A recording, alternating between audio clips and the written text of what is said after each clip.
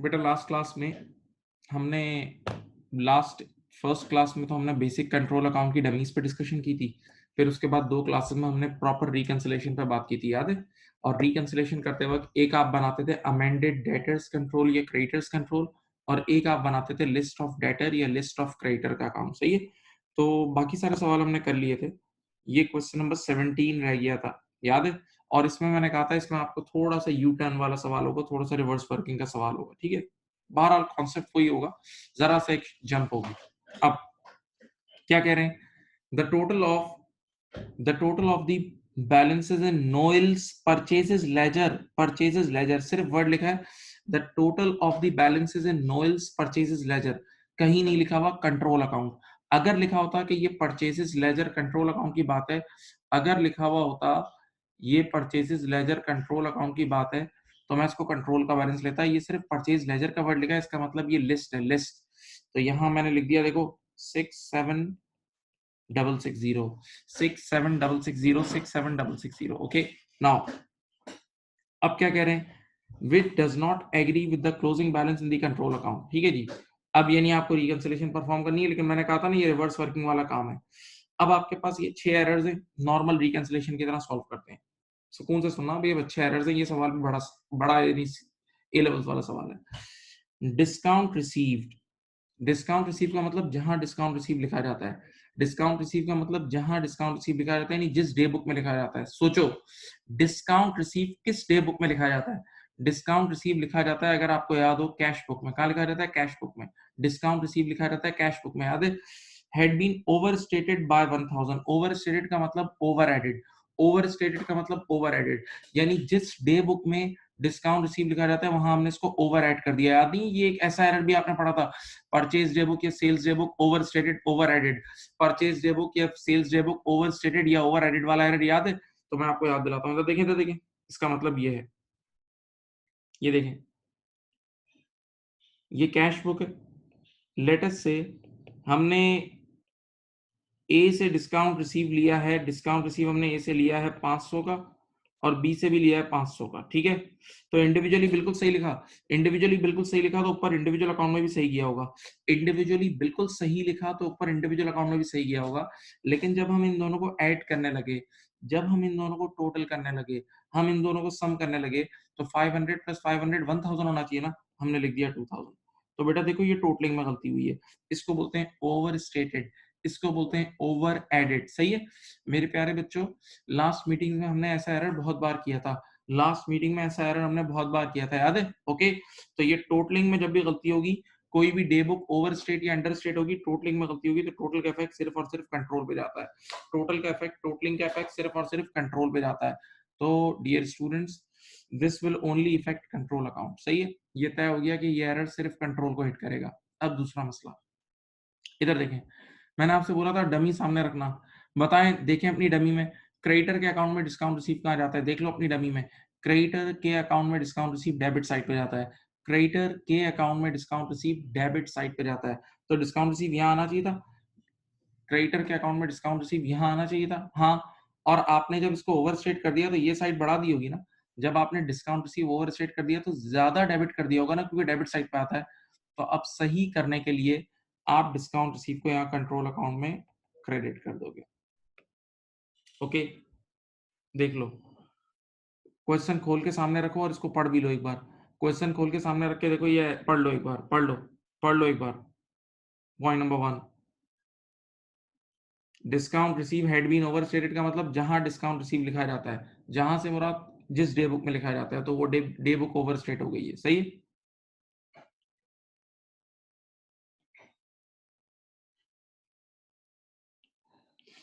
Now number 2, a credit purchases invoices for 2040 had been, आसान error है, had been completely omitted from the books. Totally omit कर दिया, completely omit कर दिया, ignore कर दिया, यानी डे बुक में लिखा ही नहीं। यानी डिस्काउंट रिसीव को, सॉरी, क्रेडिट परचेजेस को जिस डे बुक में लिखते हैं वहां डे बुक में ही नहीं लिखा। तो बेटा आपको पता है, क्रेडिट परचेजेस को परचेज डे बुक में लिखने, और इसने परचेज डे बुक से ओमिट कर दिया, इसने परचेज डे बुक से ओमिट कर दिया। तो जब डे बुक से ओमिट कर दिया होगा तो कहीं भी नहीं आया होगा। जब डे बुक से ओमिट कर दिया होगा तो ना इंडिविजुअल में गया होगा ना ऐड होके कंट्रोल में गया होगा, याद है? तो दोनों अकाउंट में परचेजेस लिख दूं। बेटा अब आप देख लें अपनी डमी में परचेजेस कहाँ रिकॉर्ड होती है, परचेजेस इस साइड पे रिकॉर्ड होती है, याद है?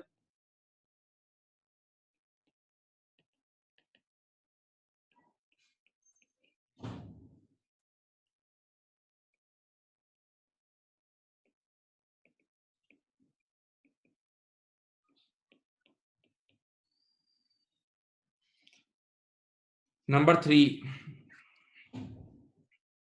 3 देखो अंग्रेजी गौर से पढ़ना, it's a game of English, game of words, game of अल्फाजों के गेम है, अल्फाजों के गेम है। नंबर 3 पढ़ो, अ एक, अ एक, अ एक परचेसेस लेजर अकाउंट, आराम से आगे नहीं बढ़ना, कहीं नहीं लिखा कंट्रोल अकाउंट ना, एक परचेसेस लेजर का मतलब क्रेडिटर और अकाउंट का मतलब एक अकाउंट, इसका मतलब परचेसेस लेजर अकाउंट का मतलब एक सिंगल इंडिविजुअल क्रेडिटर अकाउंट। देखो पढ़ो अंग्रेजी, एक परचेसेस लेजर का मतलब होता है क्रेडिटर अकाउंट, एक सिंगल आदमी का इंडिविजुअल अकाउंट, एक सिंगल इंडिविजुअल अकाउंट की बात कर रहा है। देखो पॉइंट नंबर 3 में एक सिंगल इंडिविजुअल अकाउंट की वो बात कर रहा है, had been under stated by 100। देखो यहां भी अंडर स्टेट हुआ है, लेकिन क्या अंडर स्टेट हुआ है? डे बुक अंडर स्टेट नहीं हुई, डे बुक अंडर स्टेट नहीं हुई, सिर्फ एक सिंगल अकाउंट, एक सिंगल अकाउंट को आपने छेड़ा है।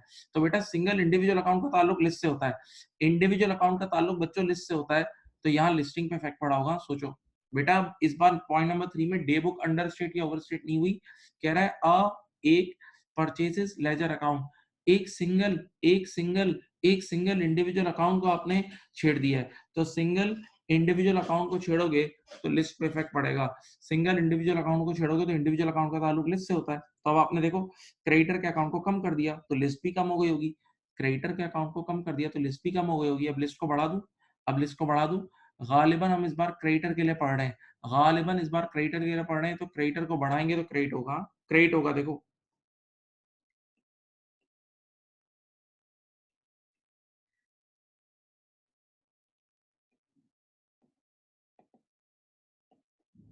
₹100, 30 सेकंड दे रहा हूँ, फिर से पढ़ो, ऐसे रफ नहीं पढ़ो, जरा अच्छी तरह गौर गौर से पढ़ो, सोच सोच के पढ़ो, फिर से पढ़ लो एक बार, फिर से पढ़ो पॉइंट नंबर 3।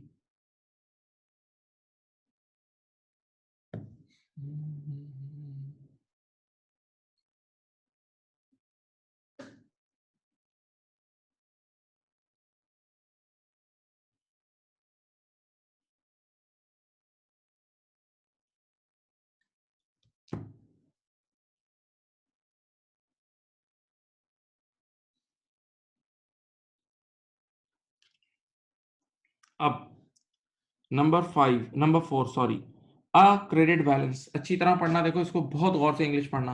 अ क्रेडिट बैलेंस यानी एक सिंगल अकाउंट का credit balance, a credit balance का मतलब एक इंडिविजुअल, अ का मतलब एक, credit balance of 850 in the purchases ledger had been set off याद है, contra entry had been set off against a contra entry in the sales ledger। देखो यहां तक पहली लाइन यहां तक है, देखो सुनो, ये देखें यहां पर आके एक लाइन खत्म हो रही है पहले, ये देखो यहां तक, पढ़ो इसकी इंग्लिश। परचेज लेजर और सेल लेजर का मतलब इंडिविजुअल अकाउंट्स हैं, परचेजेस लेजर और सेल लेजर का मतलब इंडिविजुअल अकाउंट है। हाँ अगर वो बोलता है ना परचेज लेजर कंट्रोल अकाउंट तो फिर कंट्रोल है, अगर वो बोलता है सेल्स लेजर कंट्रोल अकाउंट तो फिर कंट्रोल है। पढ़ो, a credit balance of 850 in the purchases ledger had been set off against a contra entry in the sale ledger।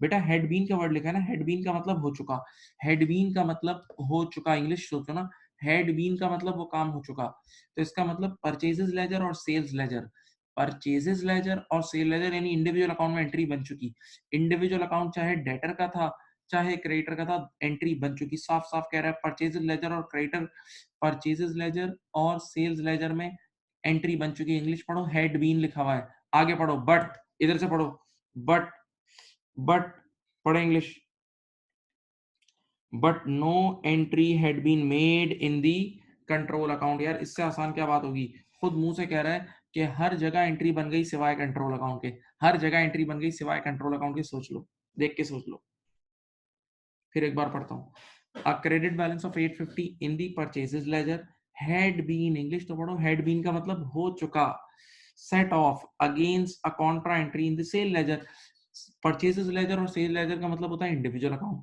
यानी दोनों के इंडिविजुअल अकाउंट में एंट्री बन चुकी है। दोनों के यानी इंडिविजुअल डेटर और इंडिविजुअल क्रेडिटर में एंट्री बन चुकी है।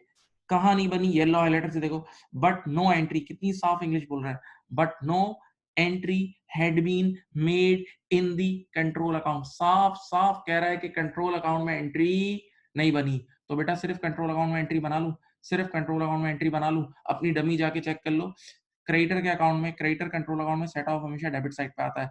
क्रेडिटर कंट्रोल अकाउंट में सेट ऑफ कहां आता है, डेबिट साइड पे। अपनी डमी जाके चेक कर लो। ये मैं यहां आया, कितना है भाई, 850। लगा लो 10 सेकंड, लगा लो 10 सेकंड, लगा लो 10 सेकंड। एक बार फिर पढ़ लो, पढ़ लो, कुछ नहीं जाएगा, कुछ नहीं जाएगा, इंशाल्लाह बेहतरीन हो जाएगा।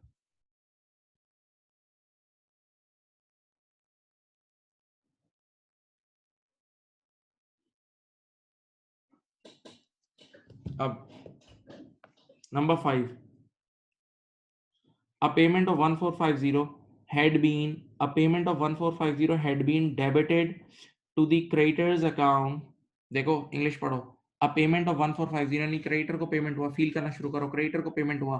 क्रेडिटर को पेमेंट करते हैं तो लायबिलिटी कम होती है, क्रेडिटर को पेमेंट करते हैं तो लायबिलिटी कम होती है, पता है ना, क्रेडिटर लायबिलिटी है। Has been debited to the creditors account, देखो इंग्लिश पढ़ो, पोस्टफी वाला है, क्रेडिटर्स पोस्टफी वाला है। पिछली क्लास में बताया था क्रेडिटर्स पोस्टफी वाले का मतलब एक आदमी का एक अकाउंट, एक आदमी का एक अकाउंट, इसका मतलब होता है इंडिविजुअल अकाउंट। पोस्टफी वाले का मतलब क्या होता है, इंडिविजुअल अकाउंट। पोस्टफी वाले का मतलब होता है individual account. But was omitted from the bank account. Bank account का मतलब होता है कैश बुक। बैंक अकाउंट का मतलब क्या होता है, कैश बुक। बेटा हम लोग बैंक और कैश की सारी ट्रांजेक्शन्स कैश बुक में रिकॉर्ड करते हैं। हम लोग बैंक और कैश की सारी ट्रांजेक्शन कैश बुक में रिकॉर्ड करते हैं। देखो ये बड़े अच्छे एरर है, इनकी तशरीह करनी होगी। फिर पढ़ो, अ पेमेंट ऑफ 1450, हमने अपने क्रेडिटर को पेमेंट की, सही है। Had been debited to the creditors account, यानी एक आदमी का एक अकाउंट, इंडिविजुअल अकाउंट में तो रिकॉर्डिंग हो गई, इंडिविजुअल में तो रिकॉर्डिंग हो गई, सही है। But was omitted from the bank account. Bank account जो हमारा होता है वो कैश बुक होती है, जिस जहां हम अपनी बैंक की सारी ट्रांजेक्शन रिकॉर्ड करते हैं उसको हम कैश बुक बोलते हैं। आपने पढ़ा हुआ है, आपने बैंक रिकंसिलिएशन में भी पढ़ा हुआ है और वहां कैश बुक में ही पढ़ा हुआ है। अब आओ मैं आपको इसको स्केच बना के समझाता हूँ। तो देखो,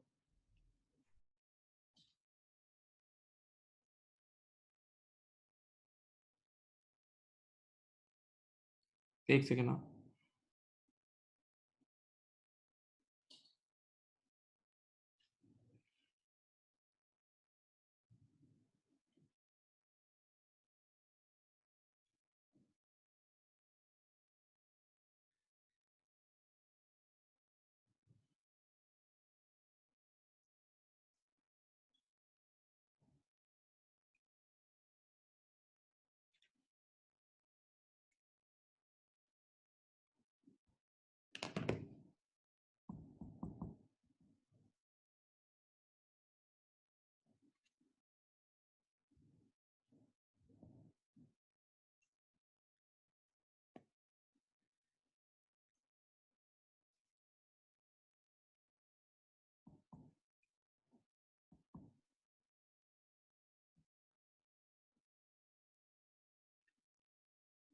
एक सेकेंड, एक सेकेंड होल्ड, एक सेकेंड होल्ड।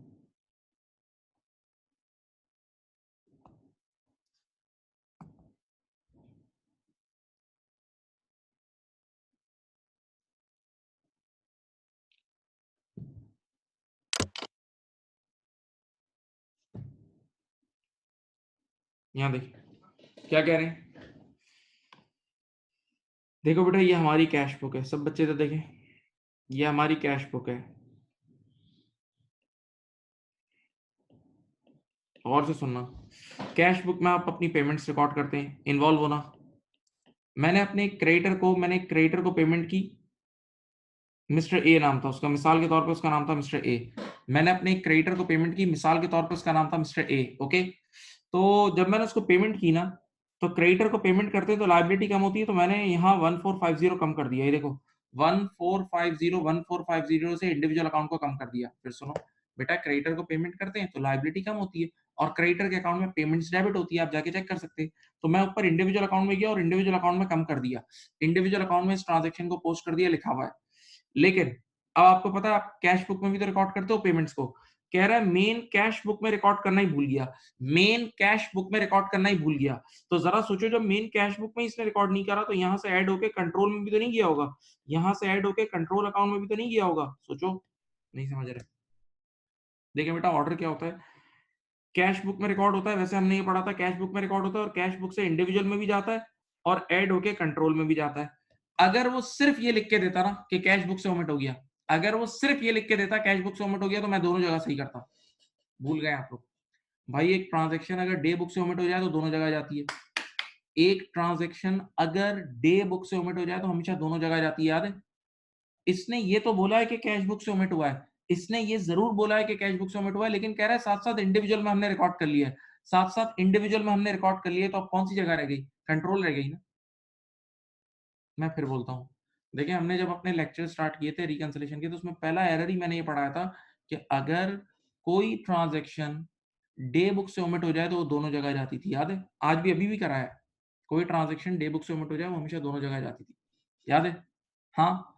तो अब मैं क्या कह रहा हूँ, मेरी तरफ देखें कि एक ट्रांजैक्शन कैश बुक से तो ओमिट हुई है, कैश बुक से तो ओमिट हुई है, लेकिन साथ साथ वो खुद कह रहा है, साथ साथ वो खुद कह रहा है कि इंडिविजुअल अकाउंट में चली गई है, इंडिविजुअल अकाउंट में रिकॉर्ड हो गई है, साथ साथ वो खुद कह रहा है इंडिविजुअल अकाउंट में रिकॉर्ड हो गई है। तो इसका मतलब इंडिविजुअल में रिकॉर्ड हो गई है ना, तो अब कौन सी जगह रह गई? बेटा कंट्रोल अकाउंट में नहीं हुई, कंट्रोल अकाउंट में रिकॉर्ड नहीं हुई, कंट्रोल अकाउंट में रिकॉर्ड नहीं हुई, तो आप इसे कंट्रोल अकाउंट में रिकॉर्ड कर लोगे। एक मिनट सोच लो, एक मिनट सोच लो, और एक और काम करो, अब एरर पढ़ो, चलो एरर भी पढ़ो, एरर भी पढ़ो। कह रहा है देखो, क्रेडिटर्स अकाउंट पोस्टोफी लिखा हुआ है, ये देखो बेटा पोस्टोफी लिखा हुआ है, पोस्टोफी का मतलब एक आदमी का एक अकाउंट, पोस्टोफी से मुराद एक आदमी का एक अकाउंट, यानी इंडिविजुअल अकाउंट में रिकॉर्ड हो गया है, तो कहां नहीं हुआ? कंट्रोल। अब कंट्रोल में रिकॉर्डिंग कर लूं, ये देखें यहाँ मैंने लिखा आके बैंक, कितना है 1450। देखो पेमेंट्स हमेशा कंट्रोल अकाउंट में, यहाँ क्रेडिटर कंट्रोल अकाउंट में पेमेंट्स डेबिट साइड पे आती हैं, क्रेडिटर्स कंट्रोल अकाउंट में पेमेंट्स डेबिट साइड पर आती हैं, क्रेडिटर्स कंट्रोल अकाउंट में पेमेंट्स डेबिट साइड पे आती हैं। हाँ, ओके। नंबर 6, नंबर 6 एक, नंबर 6 पुराना है, बिल्कुल थका हुआ एरर है, देखते ही हो जाएगा, इतना तुम लोगों ने कर लिया। 6 इज वेरी इजी। एक क्रेडिट बैलेंस, एक क्रेडिट बैलेंस यानी एक सिंगल आदमी का credit balance of 3210 had been omitted from the list of creditors। याद है लिस्टिंग की गलती? तो भाई एक क्रेडिट बैलेंस था, उसको यहाँ लिस्ट में लिखना चाहिए था, हमने नहीं लिखा, एक गलती है, बस एक गलती है। चलो कितना है? 3210 चलो बेटा देखो, आपके सामने सारी चीजें पोस्ट हो गई हैं, सारी चीजें पोस्ट हो गई हैं। अब देखें क्या तरीकाकार है, तरीकाकार सुनो। सबसे पहले आप लिस्ट का ओपनिंग बैलेंस आपको गिवन है ना बेटे, सारे एरर्स हो गए, लिस्ट का ओपनिंग बैलेंस गिवन है, यूं यहां से इन सबको ऐड करके पहले लिस्ट का क्लोजिंग निकालो, पहले लिस्ट का क्लोजिंग निकालो, लिस्ट का ओपनिंग गिवन है ना, तो लिस्ट का क्लोजिंग निकाल लो, बताओ कितना आया, बताओ मुझे, चलो चलो एक्टिवली इन्वॉल्व हो बेटा। लिस्ट का ओपनिंग गिवन था तो लिस्ट का क्लोजिंग निकाल लो।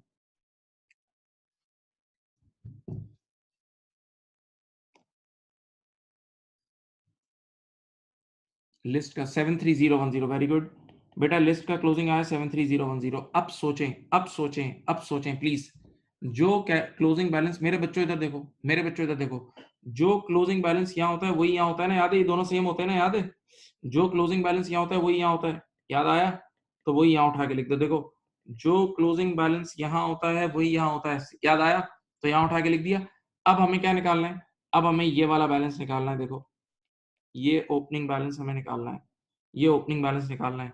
तो देखो आप इन तीनों को ऐड कर लो, 73010, 1450 और 850 को ऐड करो, इस वाली लेफ्ट साइड को ऐड करके राइट साइड लेस करो, लेफ्ट साइड को ऐड करके राइट साइड लेस करो, you will get this balancing number, you will get this opening balancing number. कितना आएगा बताओ बेटा? 73010 प्लस 1450 प्लस 850 और ये दोनों लेस करो तो आपके पास ये ओपनिंग आ जाएगा। बेटा ओपनिंग निकालते हैं प्लीज। 72270, वेरी गुड, ये आंसर आ गया 72270। ये मैंने लास्ट क्लास में भी आप लोगों को इस पे लेक्चर दिया था, याद है? मैंने कहा था देखो इस बार हमने क्या करा, इस बार हमें इनिशियली ये नंबर गिवन था, देखो 67660 गिवन था, ये गिवन था, इसकी हेल्प से देखते रहो स्क्रीन पे, इसकी हेल्प से आपने सबसे पहले ये नंबर निकाला 73010, फिर ये 73010 उठा के यहाँ ले आए, और इसकी हेल्प से फाइनली यू कैलकुलेटेड दिस 72270। सही है, ओके। तो यहाँ पर ये आपका सवाल हो चुका है। प्लीज आराम से कॉपी कर लें, टेक योर टाइम, आराम से कॉपी करें।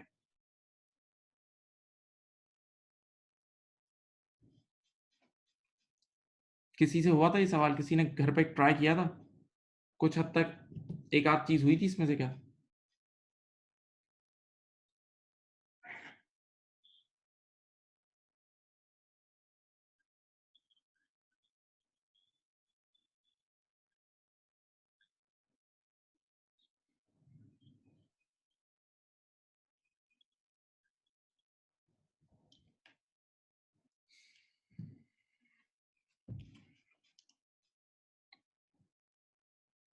बेटा कॉपी कर लें, प्लीज कॉपी करें।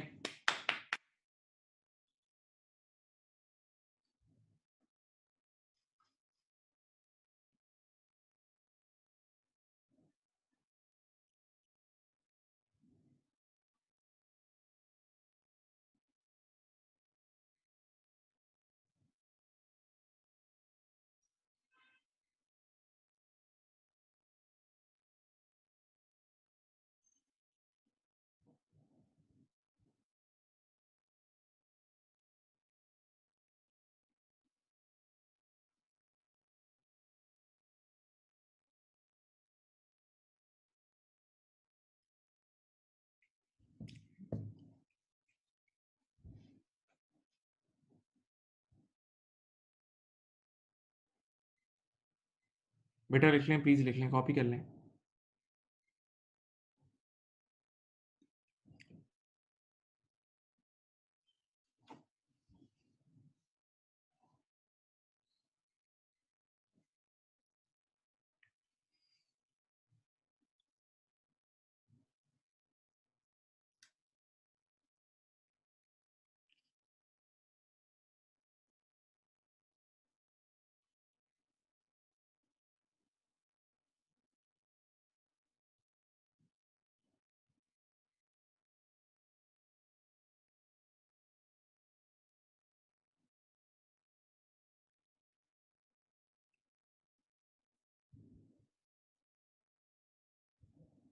कॉपी कर लिया प्यारे प्यारे बच्चों? बोलो डियर स्टूडेंट्स, कॉपी कर लिया?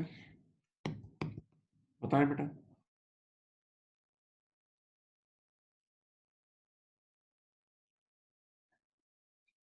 चलें, अब यहाँ पर इस पॉइंट पे आके रिकंसिलेशन खत्म है, इस पॉइंट पे रिकंसिलेशन खत्म है।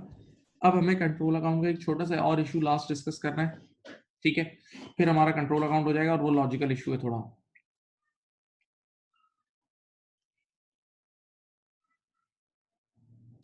चलें, आप लोग सोचना बहुत होगा आपको।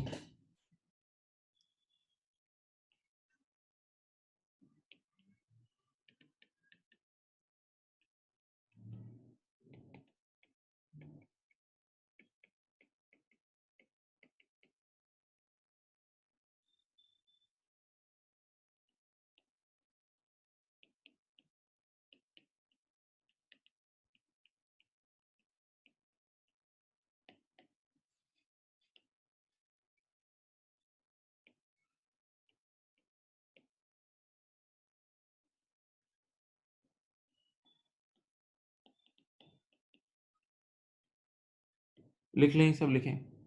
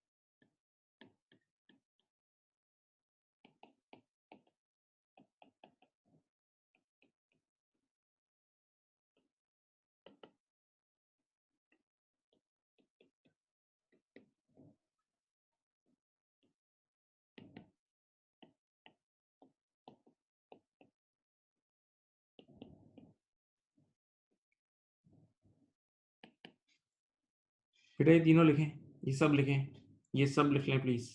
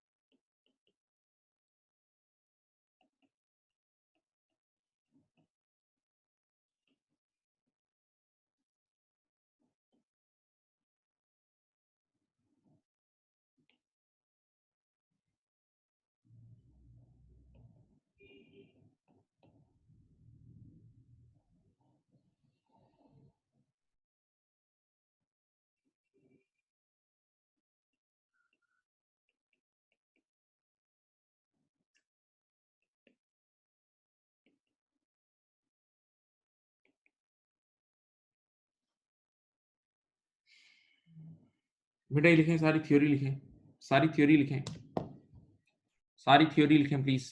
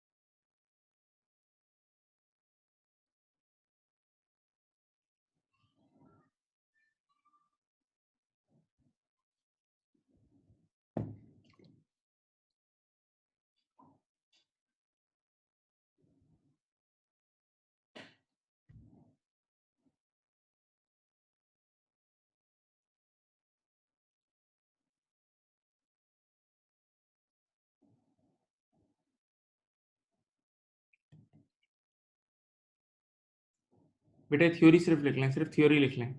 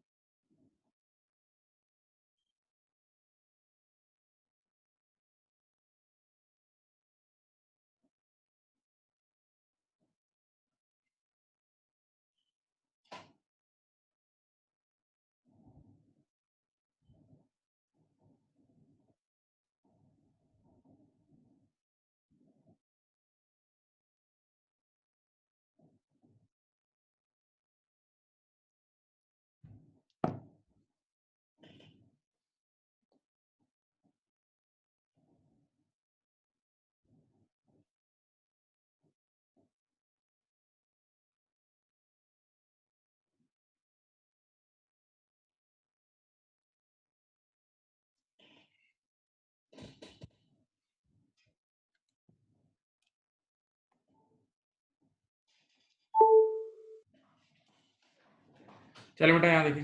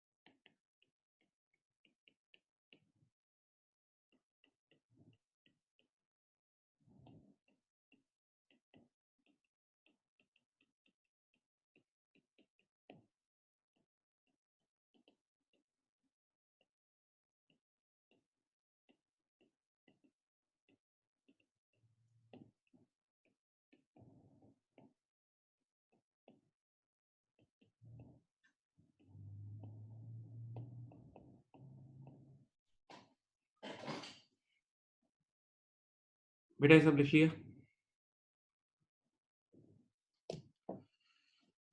ऊपर वाली स्लाइड अगर आपने लिख ली है तो बता दें, तो हम फिर बात शुरू करेंगे। First slide.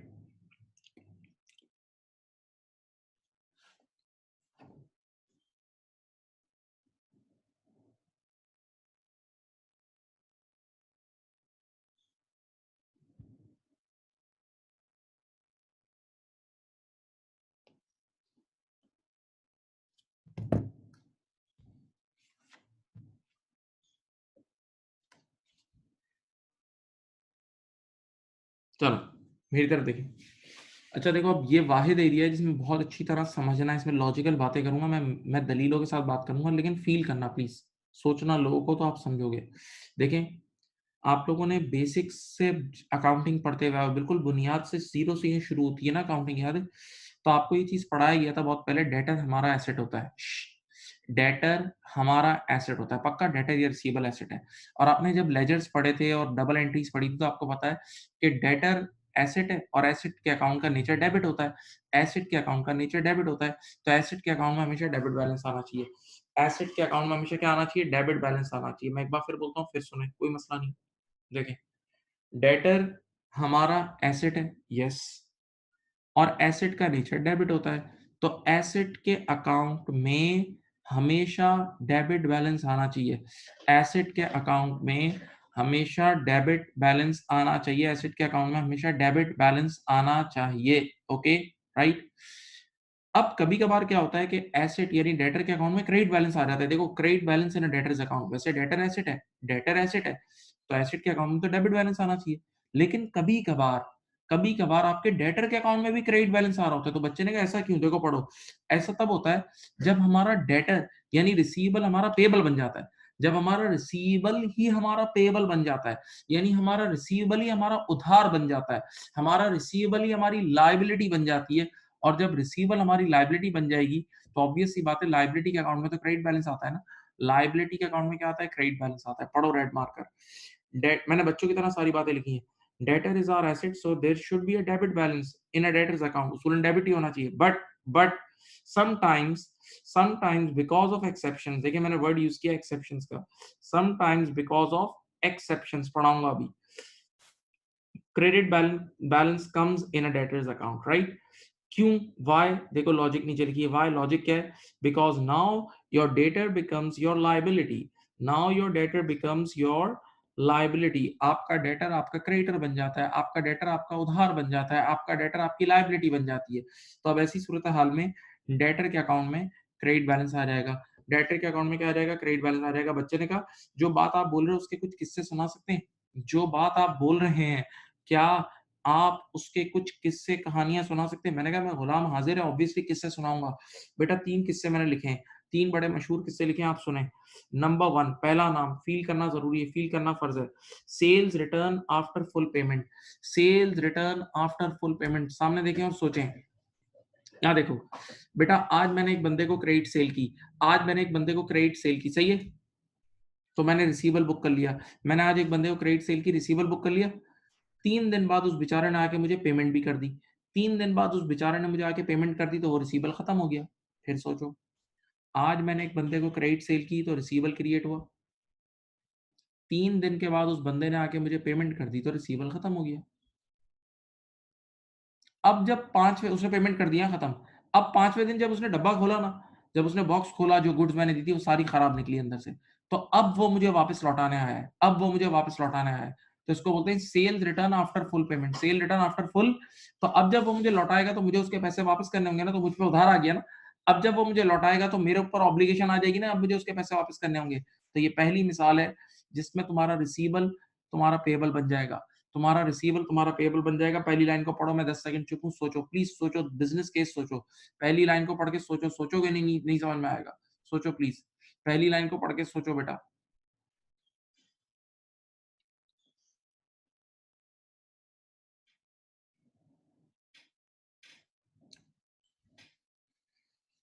Sales return after full payment का मतलब क्या है?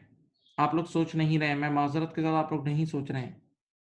मैंने एक बंदे को क्रेडिट सेल की तो रिसीवेबल बुक किया, 3 दिन बाद उस बेचारे ने मुझे पेमेंट भी कर दी, तो जब रिसीवेबल से पेमेंट आ गई तो रिसीवेबल खत्म, जीरो हो गया, जीरो। अब मुझे उससे कुछ नहीं लेना। अब जब उसने 5वें दिन, कुछ 1-2 दिन बाद फिर अब गुड्स खोली, पेमेंट के बाद बेचारे ने गुड्स खोली, तो गुड्स तो खराब निकली। तो अब वो मुझे गुड्स वापस जब कराएगा ना, तो मुझ पर लायबिलिटी आ जाएगी, मुझे उसके पैसे लौटाने होंगे ना। तो ये पहला केस है, sales return after full payment. Number 2 सुने, ओवर पेमेंट। ओवर पेमेंट ये क्या है? सोचें, मैंने एक बंदे को 3,000 रुपए की क्रेडिट सेल की। मैंने एक बंदे को 3,000 रुपए की क्रेडिट सेल की, तो मैंने 3,000 का रिसीवेबल बुक किया होगा। मैंने एक बंदे को 3,000 रुपए की क्रेडिट सेल की, तो 3,000 का रिसीवेबल बुक किया होगा। सोचते सोचते जाएं। उस बेचारे के, वो बंदे, वो लोग बहुत बिजी थे और उनके यहाँ पता नहीं क्या मसला हो, उन्होंने गलती से मुझे 5,000 रुपए पे करके चले गए। मैंने 3,000 रुपए की सेल की थी, तो 3,000 का रिसीवेबल बुक किया, तो उनको मुझे 3,000 ही पे करना चाहिए था ना। उनकी अकाउंटिंग में क्या गलती हुई, वो गलती से मुझे 5,000 पे करके चले गए, यानी 2,000 रुपए एक्स्ट्रा देके चले गए। इसको बोलते हैं ओवर पेमेंट। तो जब उन्होंने ओवर पेमेंट कर दी, तो अब मुझ पर उधार आ गया ना, मुझ पर उधार आ गया ना। यानी जो उन्होंने 2,000 रुपए मुझे एक्स्ट्रा दिए, मुझे बाद में लौटाने होंगे ना। जो 2,000 रुपए उन्होंने मुझे एक्स्ट्रा दिए, मुझे बाद में लौटाने होंगे, तो मेरी लायबिलिटी है। तो वंस अगेन मेरा रिसीवेबल पेएबल में कन्वर्ट हो जाएगा। वंस अगेन मेरा रिसीवेबल किस में कन्वर्ट हो जाएगा? पेएबल में कन्वर्ट हो जाएगा। सही। और नंबर 3 का नाम है एडवांस पेमेंट। एडवांस पेमेंट, एक डायलॉग बोलता हूं, बड़ा हैवी डायलॉग है। Advance income is always a liability. Dialogue याद रखना, advance income is always a liability. सुनो, आप लोग जो हमें एडवांस फीस देते हो, आप लोग हमें एडवांस फीस देते हो, बाद में पढ़ते हो ना, तो जब हम एडवांस फीस लेते हैं, तो हम लायबल हो जाते हैं आपको सर्विसेज देने के लिए।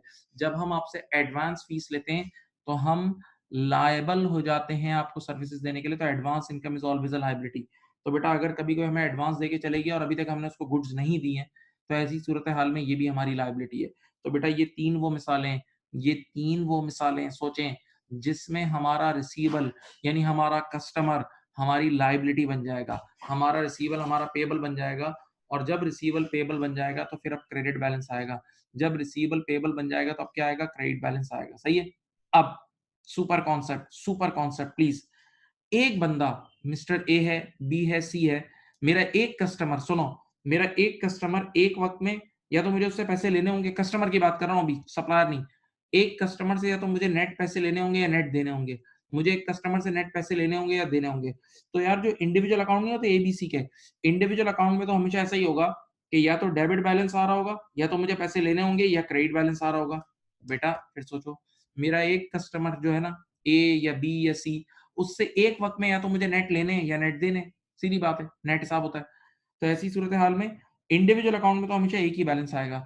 इंडिविजुअल अकाउंट में या तो डेबिट बैलेंस आ रहा होगा, अगर लेने होंगे तो डेबिट आ रहा होगा, और अगर देने होंगे तो क्रेडिट आ रहा होगा। सुनो, तो अब मैंने 3 डेटर बनाए। बेटा, ये मैंने आपके सामने 3 डेटर बनाए, 3 डेटर मैंने आपके सामने बनाए, ए, बी और सी। 3 डेटर के अकाउंट बनाए, 3 कस्टमर्स के अकाउंट बनाए। ए और बी का डेबिट बैलेंस है, ए और बी का क्या है? डेबिट बैलेंस, यानी ए और बी से लेना है, ए और बी से लेना है।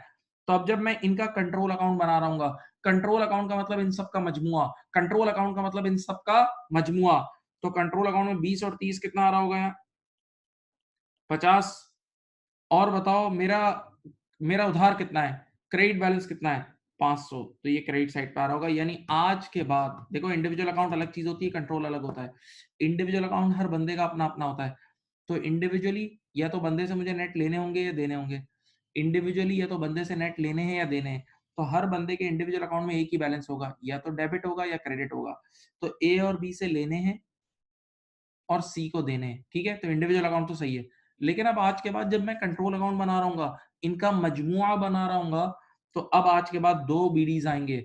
आपके पास 50,000 का रिसीवेबल है, 50,000, 20 और 30, 50 का रिसीवेबल है और 500 का पेएबल है। 500 का क्या है? पेएबल है। यानी आज के बाद आप ऐसे भी कंट्रोल अकाउंट देखेंगे जिसमें एक ही वक्त में 2 ब्रॉट डाउन होंगे, एक डेबिट साइड पे और एक क्रेडिट साइड पे, एक डेबिट पे और एक क्रेडिट पे। तो एक बच्चा खड़ा हुआ, एक बच्चे ने कहा, यार ये 2-2 बीडी क्यों लिख रहे हो? मैं आपको एक एडवाइस देता हूँ। एक बच्चा खड़ा हुआ, बोला, आप 2-2 बीडी क्यों लिख रहे हो? एक एडवाइस देता हूँ। मैंने कहा, क्या? इधर देखो, इधर देखो। उस बच्चे ने एडवाइस दी। उसने कहा, आप एक काम करें, ये डेटर कंट्रोल अकाउंट बनाएं, ये देखें डेटर कंट्रोल बनाएं और डायरेक्ट लिख दें 50,000 माइनस 500, 49,500 डायरेक्ट लिख दो। 49,500 डायरेक्ट लिख दो, काट दो।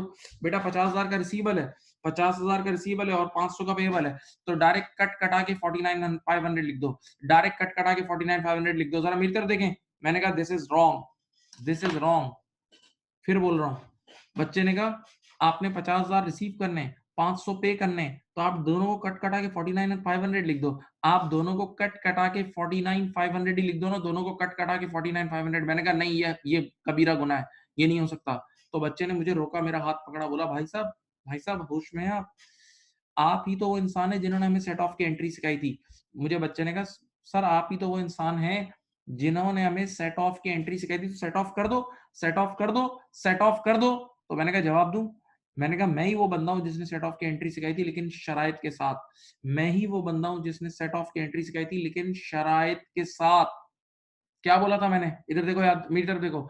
सेट ऑफ की एंट्री तब बनती है, इधर देखो मेरी तरफ, जब एक ही इंसान से लेना हो और उसी को देना हो। एक ही इंसान से लेना हो और उसी को देना हो तो कैंसिल हो सकता है। एक ही इंसान से लेना और उसी को देना हो तो कैंसिल हो सकता है। ऐसा नहीं हो सकता, मेरी तरफ वीडियो में देखो, ऐसा नहीं हो सकता रिसीव ए से करना है, पे बी को करना है, रिसीव ए से करना है, पे बी को करना है, उठा के लोगों को काट दिया, उठा के लोगों को कैंसिल कर दिया। ऐसा नहीं करना भाई, उठा के लोगों को आपस में कैंसिल धाड़ करके आपस में लोगों को कैंसिल नहीं कर सकते। रिसीव ए से करना है, पे सी को करना है, ऐसे थोड़ी कैंसिल आउट हो जाएंगे। सेट ऑफ सिर्फ तब होता है जब एक ही आदमी से रिसीव करना और उसी को पे करना हो, तब ऑफ सेटिंग होती है। याद है? तो अब यहां देखो, इस बार पैसे लेने किससे हैं? इस बार पैसे लेने ए और बी से, लेकिन देने किसको है? सी को। तो आपस में लोगों को उठा के ऑफ सेटिंग नहीं कर सकते, मना है, हराम है। सही। तो अब आज के बाद ऐसे सवाल भी आपके सामने आ सकते हैं जिसमें डेटर कंट्रोल अकाउंट में दो बीडीज आएंगे। डेटर कंट्रोल अकाउंट में दो बीडी आएंगे, एक डेबिट और एक क्रेडिट। लेकिन एक बड़ी अनोखी बात होगी, एक बड़ी जबरदस्त बात होगी जो हमेशा नजर आ रही होगी। वो क्या है? सुनो, यहां देखो, चलो देखो देखो, बताओ डेबिट बैलेंस का अमाउंट कितना है? 50,000। डेबिट बैलेंस का अमाउंट है 50,000 और क्रेडिट बैलेंस सिर्फ 500 है। तो बेटा डेबिट बैलेंस हमेशा मेजॉरिटी में होगा, डेबिट बैलेंस हमेशा मेजॉरिटी में होगा, और ये माइनॉरिटी में होगा। इसको माइनर बैलेंसेस भी बोलते हैं, इसको माइनर बैलेंसेस भी बोलते हैं। देखो बेटा, डेटर हमारा रिसीवेबल एसेट है ना, तो आम दस्तूर में डेटर से पैसे लेने ही होते हैं, आम दस्तूर में पैसे लेने ही होते हैं। तो पैसे लेने वाला अमाउंट ज्यादा होगा, एक्सेप्शनली कभी वापस करने होते हैं, एक्सेप्शनली कभी वापस। तो दीज आर एक्सेप्शन। ये जो क्रेडिट बैलेंस आया ना, ये क्रेडिट बैलेंस बेटा एक्सेप्शन है। ये क्रेडिट बैलेंस एक एक्सेप्शन है यार, ये रूटीन नहीं है। तो आप आज के बाद जब डेटर कंट्रोल अकाउंट में जब भी दो बीडीज देखोगे ना, तो हमेशा तुम्हें नजर आएगा, तुम देखना हमेशा डेबिट बैलेंस इतना सारा होगा और क्रेडिट बैलेंस चुनना सा इतना सा होगा, माइनॉरिटी सा होगा, माइनॉरिटी सा होगा, क्रेडिट बैलेंस बहुत माइनॉरिटी सा होगा। क्यों? डेटर के अकाउंट में डेबिट बैलेंस आना रूटीन है और क्रेडिट बैलेंस एक्सेप्शन है। डेटर के अकाउंट में बेटा सोचो, डेबिट बैलेंस रूटीन है और क्रेडिट बैलेंस एक्सेप्शन है। Once in a blue moon कभी अराइज हो जाता है। बच्चे ने कहा साबित करो, मैंने कहा करता हूं। इधर देखो, चलो ये देखो मेरा पहला पॉइंट, यहां देखो, sales return after full payment. Sale return after full payment. कोई भी दुनिया में इतना बेवकूफ नहीं होता कि बगैर गुड्स चेक किए पेमेंट कर दे। सब बड़े चालाक होते हैं, लोग पहले चेक करके तसल्ली करके फिर पेमेंट करते हैं। ऐसा कोई बेवकूफ नहीं होता। तो ये बड़े साल 100 में से कोई 1000 में से एक ऐसा पागल होता है कि बगैर गुड्स देके पेमेंट कर दे, तो ये एक्सेप्शनल बात है। दूसरा, ओवर पेमेंट। कौन करता है ओवर पेमेंट? तुम लोगों ने कभी हमें ओवर पेमेंट की है? तुम लोगों ने कभी ओवर पेमेंट की है? कोई नहीं करता ओवर पेमेंट, सब चालाक है। ये तो कोई बहुत बड़ा दीवाना होता है जो ओवर पेमेंट गलती से कर देता है। तो देखो, ये बातें एक्सेप्शनल बातें, ये बातें एक्सेप्शनल बातें, रूटीन नहीं है। हाँ, एडवांस पेमेंट जो है ना, वो कुछ बिजनेसेस में रूटीन हो सकता है, जैसे हमारे काम में एडवांस ही फीस लेते हैं, वरना नॉर्मली क्रेडिट का जहां धंधा होता है ना, जहां क्रेडिट का धंधा होता है वहां एडवांस पेमेंट नहीं आती। जिन बिजनेसेस में क्रेडिट का धंधा होता है वहां एडवांस पेमेंट नहीं आती। तो मेरे प्यारे बच्चों, ये जो मैंने आपको पॉइंट्स लिखवाए थे, ये एक्सेप्शंस थी, ये रूटीन नहीं था। तो याद रखना, आज के बाद डेटर कंट्रोल अकाउंट में अगर दो ब्रॉड डाउन या दो कैरेट डाउन आ रहे होंगे, तो उसमें डेबिट बैलेंस रूटीन होगा और क्रेडिट बैलेंस एक्सेप्शन होगा।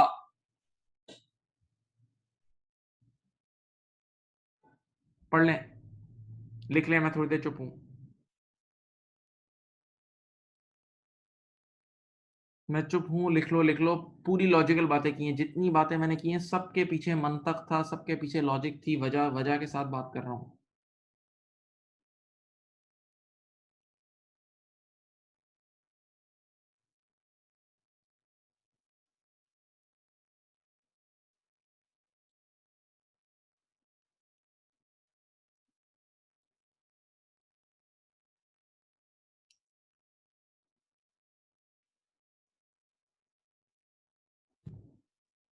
देख लो एक बार।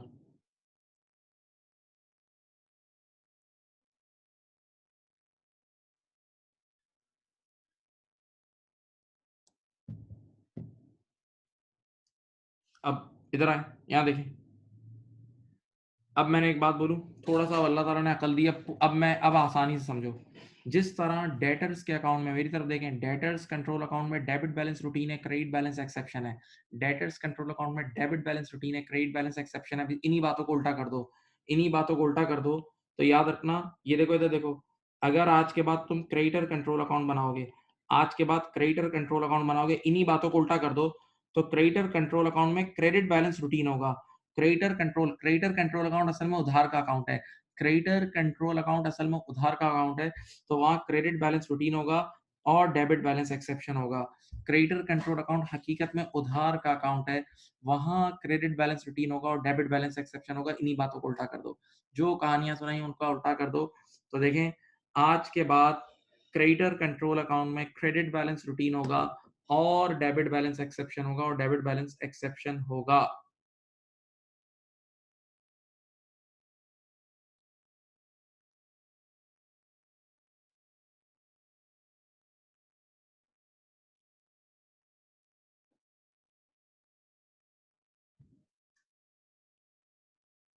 ठीक है, यही है। तो अब ये देखो, ये दोनों कंट्रोल अकाउंट आपके सामने गिवन है। अब अज्यूम करते हैं कि एग्जामिनर तुमसे बोलता है, एग्जामिनर तुम्हें बोलता है कि तुम्हें ईयर एंड पे बैलेंस शीट बनानी है। याद है, तुम लोगों ने एसओएफपी पढ़ी हुई है, तुम्हें एसओएफपी बनानी है, वो कहता है एसओएफपी बनानी है। तो अब देखें, इधर देखें, ये जो डेटर कंट्रोल अकाउंट में ना, एक बात सिर्फ जहन में याद रखें, लिख लें कहीं। Debit balance is receivable, credit balance is liability. Debit balance is receivable, credit balance is liability. Debit balance is receivable, credit balance is liability. अब बताओ, डेटर कंट्रोल अकाउंट को देखो, तो उसमें रिसीवेबल कितना है? डेटर कंट्रोल अकाउंट में तुम्हारे पास कितना रिसीवेबल है? ये रहा रिसीवेबल, ये रहा 50,000 का रिसीवेबल है। डेटर कंट्रोल अकाउंट में 50,000 का रिसीवेबल है, यानी डेबिट बैलेंस 50,000 का। और इधर आओ, क्रेडिटर कंट्रोल अकाउंट में डेबिट बैलेंस कितना है? 1,000 का है। डेटर कंट्रोल अकाउंट में डेबिट बैलेंस 50,000 का है और क्रेडिटर कंट्रोल अकाउंट में डेबिट बैलेंस है 1,000 का।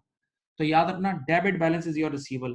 तो अब ईयर एंड पर एसओएफपी बनेगी ना, तो उसमें रिसीवेबल कितना जाएगा बताओ? इधर देखो, रिसीवेबल जाएगा 50,000 प्लस 1,000, दोनों अकाउंट के मिला के टोटल रिसीवेबल लिख देंगे 51।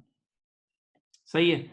और इसी अकाउंट में अब देखते हैं पेबल कितना जाएगा। आपकी एसओएफपी में पेबल यानी लायबिलिटी कितनी जाएगी? लायबिलिटी कैसे पता लगती है? क्रेडिट बैलेंस से। लायबिलिटी क्या होती है? Credit balance. बताओ, क्रेडिटर कंट्रोल अकाउंट में क्रेडिट बैलेंस कितना है? क्रेडिटर कंट्रोल अकाउंट में क्रेडिट बैलेंस कितना है? 1,00,000। क्रेडिटर कंट्रोल अकाउंट में क्रेडिट बैलेंस 1,00,000 है, और डेटर कंट्रोल अकाउंट में ये देखो, ये देखो क्रेडिट बैलेंस कितना है? 500। तो ये दोनों जो क्रेडिट बैलेंस है ना, ये जो दोनों क्रेडिट बैलेंसेस है ना, ये जो दोनों क्रेडिट बैलेंस है, ये लायबिलिटी है। तो टोटल लायबिलिटी बैलेंस शीट में कितनी जाएगी? 1,00,000 प्लस 500, ये जाएगी 1,00500। 1,00500, ये देख लो, ये देख लो।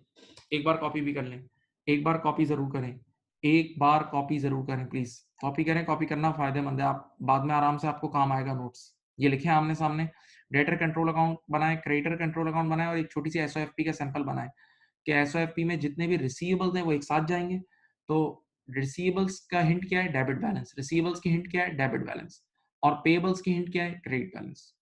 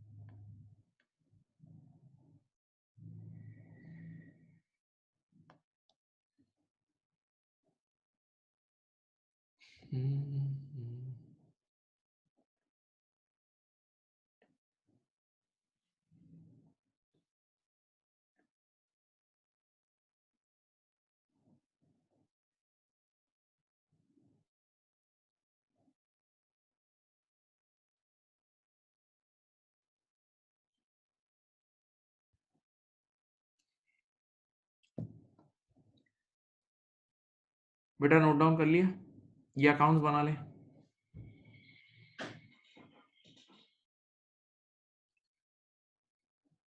प्लीज अकाउंट बना लें बच्चों।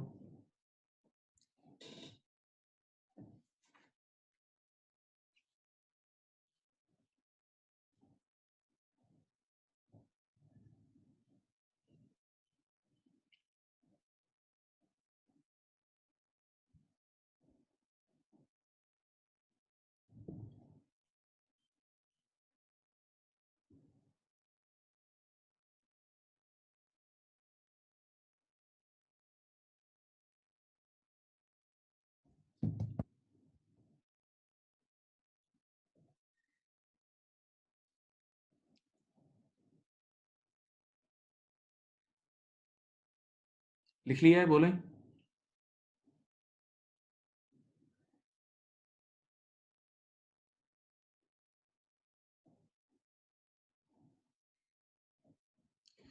अब देखिए, थोड़ी सी मैं और आपको थ्योरी पढ़ाना चाह रहा हूँ, थोड़ी सी और थ्योरी पढ़ाना चाह रहा हूँ ताकि तुम लोग का दिमाग बने इसकी टॉपिक की थ्योरेटिकल एस्पेक्ट में। देखो सुनो, ये मैंने क्या इब्तिदा की कि डेटर हमारा एसेट होता है। बहुत आराम से सुने, डेटर हमारा एसेट होता है और एसेट का नेचर डेबिट होता है, तो एसेट के अकाउंट में डेबिट बैलेंस आना चाहिए। लेकिन कभी कभार डेटर के अकाउंट में क्रेडिट बैलेंस भी आ जाता है। और वो क्यों आता है? क्योंकि हमारा डेटर हमारा क्रेडिटर बन जाता है, हमारा डेटर हमारा क्रेडिटर बन जाता है, हमारा रिसीवेबल हमारी लाइबिलिटी बन जाती है। और उसकी कुछ रीजन मैंने ये लिखी है, देखें सैंपल्स लिखे हैं, देखें ये सैंपल्स 3 आपके सामने लिखे। तो इन 3 सैंपल्स की वजह से, इन 3 सैंपल्स की वजह से हमारा रिसीवेबल पेएबल में कन्वर्ट हो जाता है, हमारा रिसीवेबल पेएबल में कन्वर्ट हो जाता है, यानी हमारा वो क्रेडिटर बन जाता है, यानी क्रेडिट बैलेंस में कन्वर्ट हो जाता है। सही है? अब एक सवाल आया बच्चे का, बच्चे ने कहा इन 3 रीजंस की वजह से रिसीवेबल पेएबल में कन्वर्ट हो जाता है, यानी क्रेडिट बैलेंस जिंदा होता है। इन 3 रीजंस की वजह से क्रेडिट बैलेंस का जन्म होता है, क्रेडिट बैलेंस जिंदा होता है, क्रेडिट बैलेंस पैदा होता है। इन 3 रीजंस की वजह से क्रेडिट बैलेंस बढ़ता है ना। तो sir how can we reduce, इस क्रेडिट बैलेंस का खात्मा कैसे कर सकते हैं, इस लायबिलिटी का खात्मा कैसे कर सकते हैं? मैंने कहा उसके भी तरीके हैं, उसके भी तरीके हैं। ये देखो 3 बातें याद रखना, तुमने लिख लिया। इन 3 चीज़ों की वजह से क्रेडिट बैलेंस बढ़ता है, क्रेडिट बैलेंस का जन्म होता है। तो आइए आइए कुछ बातें बताता हूँ। इन बातों की वजह से क्रेडिट बैलेंस का खात्मा होगा, इन बातों की वजह से क्रेडिट बैलेंस का खात्मा होगा। हाउ टू रिमूव, ये देखें, how to remove, how to remove, ये देखें, हाउ टू रिमूव क्रेडिट और decrease credit balance of a debtor account. Number 1 क्या लिखा है? Through cash refund. आराम से सुनो, पहला किस्सा याद है? Sales return after full payment. मेरी तरफ देखो, यहाँ तो देखो, मैंने एक बंदे को पहले सेल की, रिसीवेबल बुक किया, मैंने एक बंदे को क्रेडिट सेल किया और रिसीवेबल बुक किया। उस बेचारे ने 3 दिन बाद पेमेंट कर दी, हिसाब किताब क्लियर, हिसाब किताब क्लियर। अब 5वें दिन जब उसने मुझे गुड्स खोली ना, उसने गुड्स जैसे ही खोली सारी खराब थी। तो अब जब उसने गुड्स वापस की तो मुझ पर उधार आ गया ना। अब जब उसने मुझे गुड्स वापस की तो मुझ पर उधार आ गया ना। तो बस मैं क्या करूंगा? मैं कैश रिफंड कर दूंगा। मैं जैसे ही कैश रिफंड करूंगा मेरा उधार खत्म। तो कैश रिफंड करते ही आपका क्रेडिट बैलेंस कम हो जाएगा। कैश रिफंड करते ही, कैश रिफंड टू कस्टमर करते ही आपका क्रेडिट बैलेंस खत्म हो जाएगा। हाँ, दूसरा किस्सा, ओवर पेमेंट याद है? ओवर पेमेंट याद है? मैंने एक बंदे को 3,000 रुपए की सेल की थी, मैंने एक बंदे को 3,000 की सेल की थी, लेकिन उस बेचारे ने गलती से मुझे 5,000 दे दिए थे। उस बेचारे ने गलती से मुझे 5,000 दे दिए थे। तो याद है, अब मैं उसको 2,000 रुपए वापस कर दूंगा। अब मेरे पर 2,000 की लायबिलिटी आ गई ना, मुझ पर 2,000 की लायबिलिटी आ गई, तो मैं उसको कैश रिफंड कर दूंगा। तो जब भी मैं कैश रिफंड करूंगा मेरा क्रेडिट बैलेंस कम होगा, जब भी मैं कैश रिफंड करूंगा मेरा क्रेडिट बैलेंस कम होगा। अच्छा, तुम्हें याद होगा जब शुरू में कोर्स के बीच में कहीं ना कहीं कैश रिफंड आता था, तो मैं आपको बोलता था मैं कैश रिफंड की आपको रीजनिंग दूंगा, वो ये दिन है, वो ये दिन है, ये कैश रिफंड की रीजनिंग है कि जब हमारा डेटर क्रेडिटर में कन्वर्ट हो जाता है तो वी डू कैश रिफंड। जब हमारा डेटर क्रेडिटर में कन्वर्ट हो जाता है तो we do cash refund. Okay, हाँ। अब इधर देखें, नंबर 2 क्या है? Sales made against advance payment. बहुत जबरदस्त, सुनो, ऊपर आपने अभी पढ़ा था कि कोई आपको एडवांस देके चले जाए, कोई कस्टमर एडवांस देके चले जाए तो advance income is always a liability, advance income is always a liability. तो उसने आपको एडवांस दिया तो आपकी लायबिलिटी बढ़ी। 5 दिन बाद आप गुड्स बना के उसको डिलीवर कर देना, गुड्स बना के उसको डिलीवर कर देना। तो जैसे ही आप गुड्स डिलीवर करोगे, जैसे ही सेल्स करोगे, जैसे ही गुड्स डिलीवर यानी सेल्स करोगे, आपकी लायबिलिटी खत्म हो जाएगी। तो देखो पढ़ो, sales made against advance payment, advance payment के अगेंस्ट आपने सेल्स कर दिया, आपकी लायबिलिटी खत्म। या इसको यूं सोचो, बेटा आप लोग हमें एडवांस फीस देते हो तो हमारी लायबिलिटी बढ़ती है, आप लोग हमें एडवांस फीस देते हो हमारी लायबिलिटी बढ़ती है। तो जिस दिन हम आपको पढ़ा के कोर्स कंप्लीट करा देते हैं हमारी लायबिलिटी खत्म, जिस दिन हम सर्विस पूरी दे देते हैं हमारी लायबिलिटी खत्म। सही है। तो ये तरीका कार है क्रेडिट बैलेंस को खत्म करने का, ये याद रखना, थियोरेटिकली एक चीज ध्यान में रखना, ये तरीका कार है क्रेडिट बैलेंस को खत्म करने का।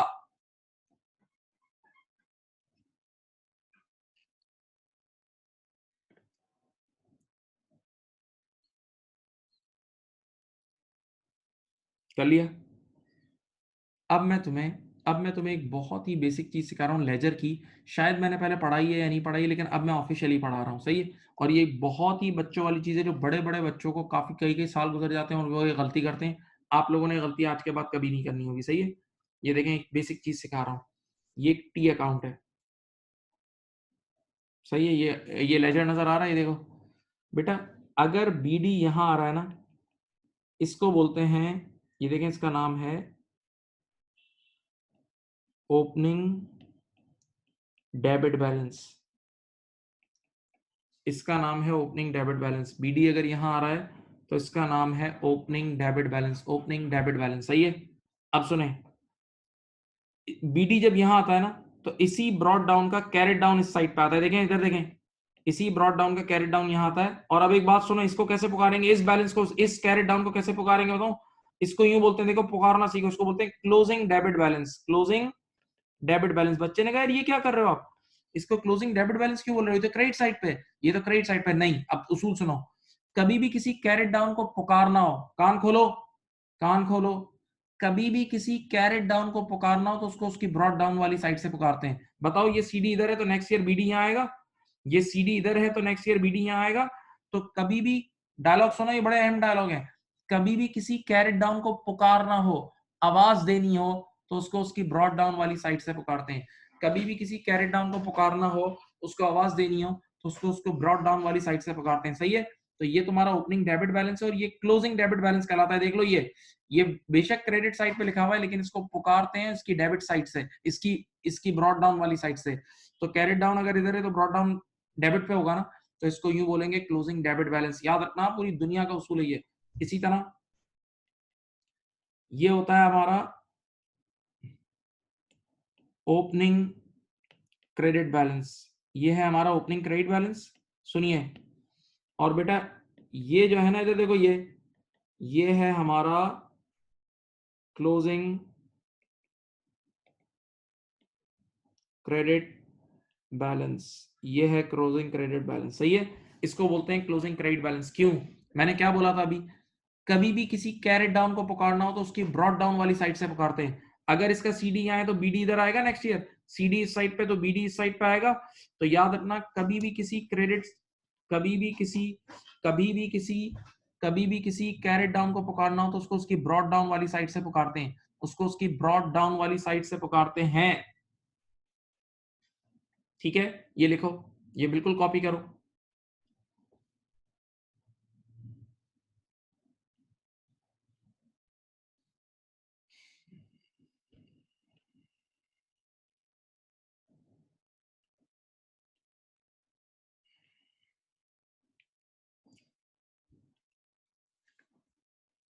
बेटा लिखो, ये कॉपी करो।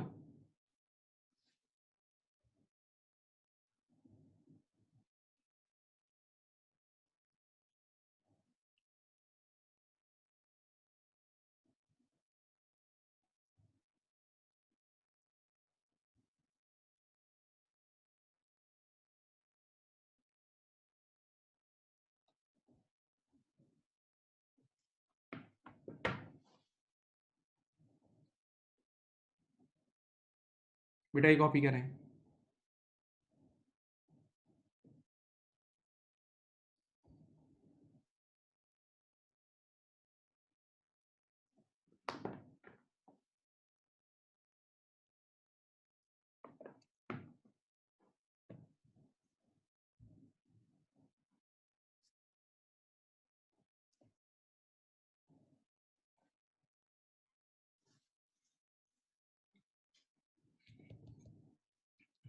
अब देखो, एक बात सुनो, एक बात अपने जहनों में रखो, बहुत आसान बात कर रहा हूँ। Debit balance is asset, asset का डेबिट बैलेंस होता है और लायबिलिटी का क्रेडिट बैलेंस होता है, सही है। एसेट का कौन सा होता है, डेबिट बैलेंस, और लायबिलिटी का क्रेडिट बैलेंस, सही है। तो अब देखें, जितने भी दुनिया में एसेट के अकाउंट होंगे ना, तो उसका ओपनिंग बैलेंस यहाँ आएगा, इसको ओपनिंग डेबिट बैलेंस बोलते हैं, देखें। और क्लोजिंग बैलेंस यहाँ आएगा, इसको बोलते हैं क्लोजिंग डेबिट बैलेंस। ये एसेट के लिए है, सही है। दुनिया में जहां भी आप एसेट का अकाउंट देखोगे तो एसेट के अकाउंट का ओपनिंग बैलेंस इस साइड पे आ रहा होगा, देख लो जो मैंने ग्रीन हाईलाइटर से लिखा है, और क्लोजिंग बैलेंस यहाँ आ रहा होगा, क्योंकि एसेट का नेचर डेबिट है। तो ये एसेट का ओपनिंग है और ये एसेट का क्लोजिंग है। और दुनिया में जब भी लाइबिलिटी का आप अकाउंट देखोगे, लाइबिलिटी की पहचान क्या है, लाइबिलिटी का ओपनिंग यहाँ आता है, ये देख लो, और लाइबिलिटी का क्लोजिंग यहाँ आता है, सही है। क्योंकि ओपनिंग क्रेडिट बैलेंस और क्लोजिंग क्रेडिट बैलेंस, लाइबिलिटी का नेचर क्रेडिट है, लाइबिलिटी का नेचर क्रेडिट है, नहीं भूलना। ये जो ब्लू हाईलाइटर लिखा है ये लाइबिलिटी है, सही है, मत भूलना इस बात को।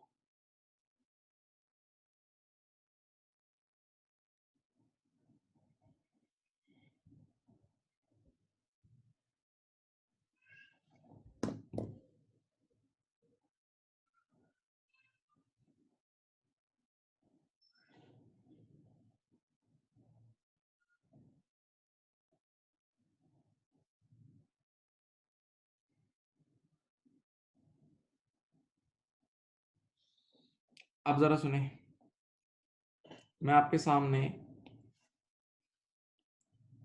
एक छोटी सी एक्टिविटी सॉल्व कर रहा हूँ। देखो एक छोटी सी एक्टिविटी, ये मैंने आपके सामने बनाया डेटर्स कंट्रोल अकाउंट, और ये बनाया है क्रेडिटर्स कंट्रोल अकाउंट। देखो अब आपको कंप्यूटर पे ऐसा सवाल आ सकता है, समझ लो, ऐसा सवाल वो बना के दे सकता है। इधर देखें, उसने ईयर एंड के नंबर्स देगा, कैरेट डाउन देगा, प्लीज होश में रहना। उसने आपको यहाँ कैरेट डाउन दिया हुआ है 5 लाख का, ये दिया हुआ है 2000 का, ठीक है, देखते रहें। अब मैंने आपको बता दिया है, ये दिया हुआ है 3 लाख का, और ये दिया हुआ है 5,000 रुपए का, सही है। ये सारे कैरेट डाउन दिए हुए हैं, और आपको पता है आज के बाद डेटर कंट्रोल अकाउंट में और क्रेडिटर कंट्रोल अकाउंट में 2 ब्रॉड डाउन और 2 कैरेट डाउन आ सकते हैं, मैंने ऊपर डिस्कशन कर ली है। अब वो आपसे कह रहे हैं बताओ एसओएफई बनानी है। इधर देखें, ईयर एंड के टोटल रिसीवेबल्स कितने होंगे, ईयर एंड के टोटल रिसीवेबल्स कितने होंगे ये बताएं, और ईयर एंड के टोटल पेबल्स कितने होंगे ये बताएं। बताएं, ईयर एंड के टोटल रिसीवेबल्स कितने होंगे और टोटल पेबल्स कितने होंगे, इन अकाउंट्स को देख के बताएं। आप लोग मुझे चैट बॉक्स में आंसर देना शुरू करें, आप लोग मुझे चैट बॉक्स में आंसर देना शुरू करें।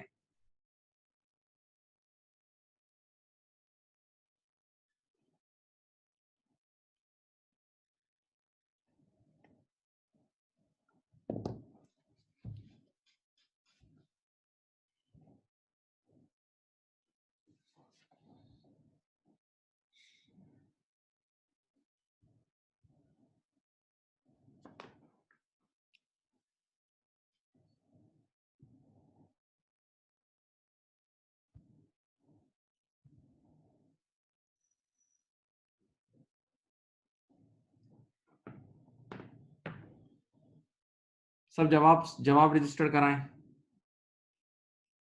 जवाब लिख के दें, जवाब लिख के दें, इधर इधर चैट बॉक्स में जवाब लिखें, कितना टोटल रिसीवेबल आएगा और कितना पेबल आएगा। देखो ऐसे अकाउंट अगर बने हुए आए तो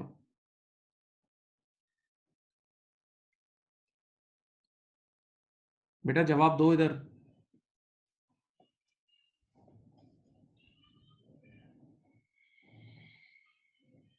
एक जवाब सही आया है।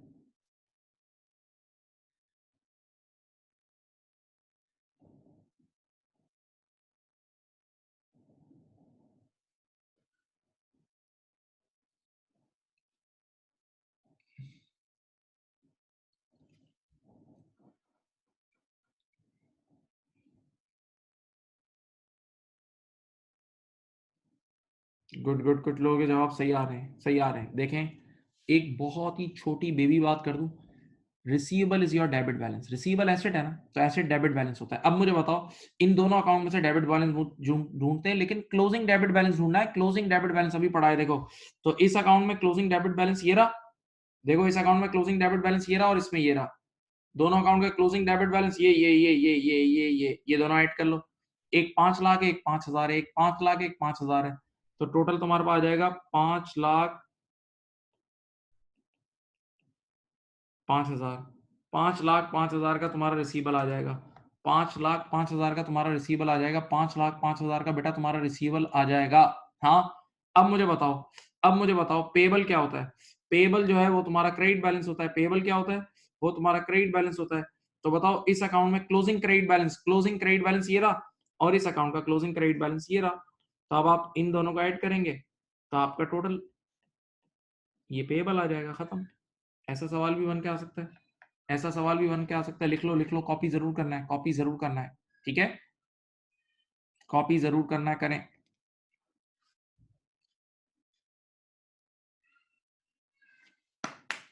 बेटा लिख लें, प्लीज लिख लें बच्चों, प्लीज राइट इट डाउन, सब लिखें।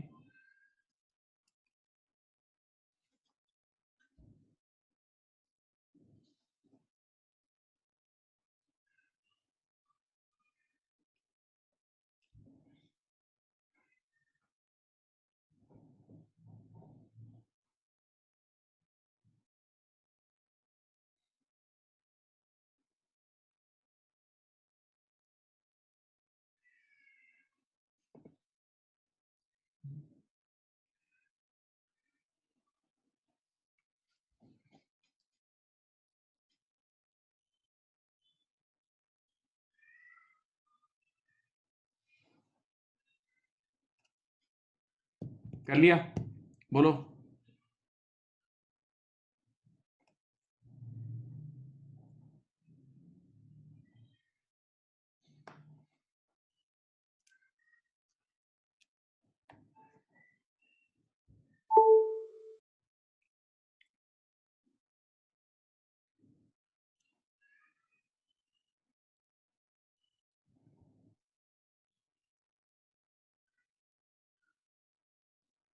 बोलो भाई। अब यहाँ से हमारा कॉन्सेप्चुअल गेम खत्म हो गया। अब मैं आपको सिंपल एक दो कंट्रोल अकाउंट नॉर्मल बनाऊंगा जो पहले नहीं बनवाए थे, सिर्फ विद डबल डेबिट बैलेंस और कुछ भी नहीं है।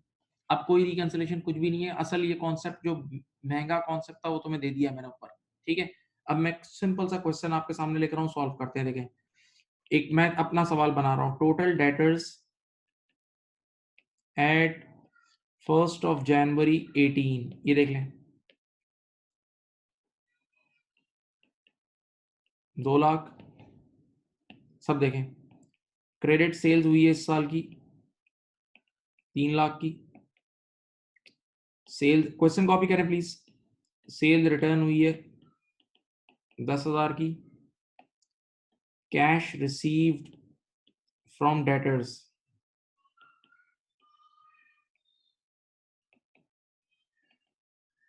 ये है 250, सही है।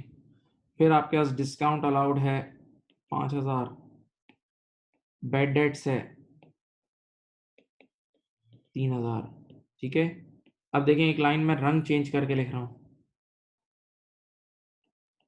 Credit balance in sales ledger at 31st December 18, 4,000 required।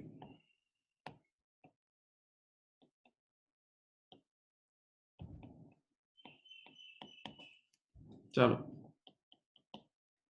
बेटा ये क्वेश्चन लिख लें, फिर मैं सॉल्व कर देता हूं।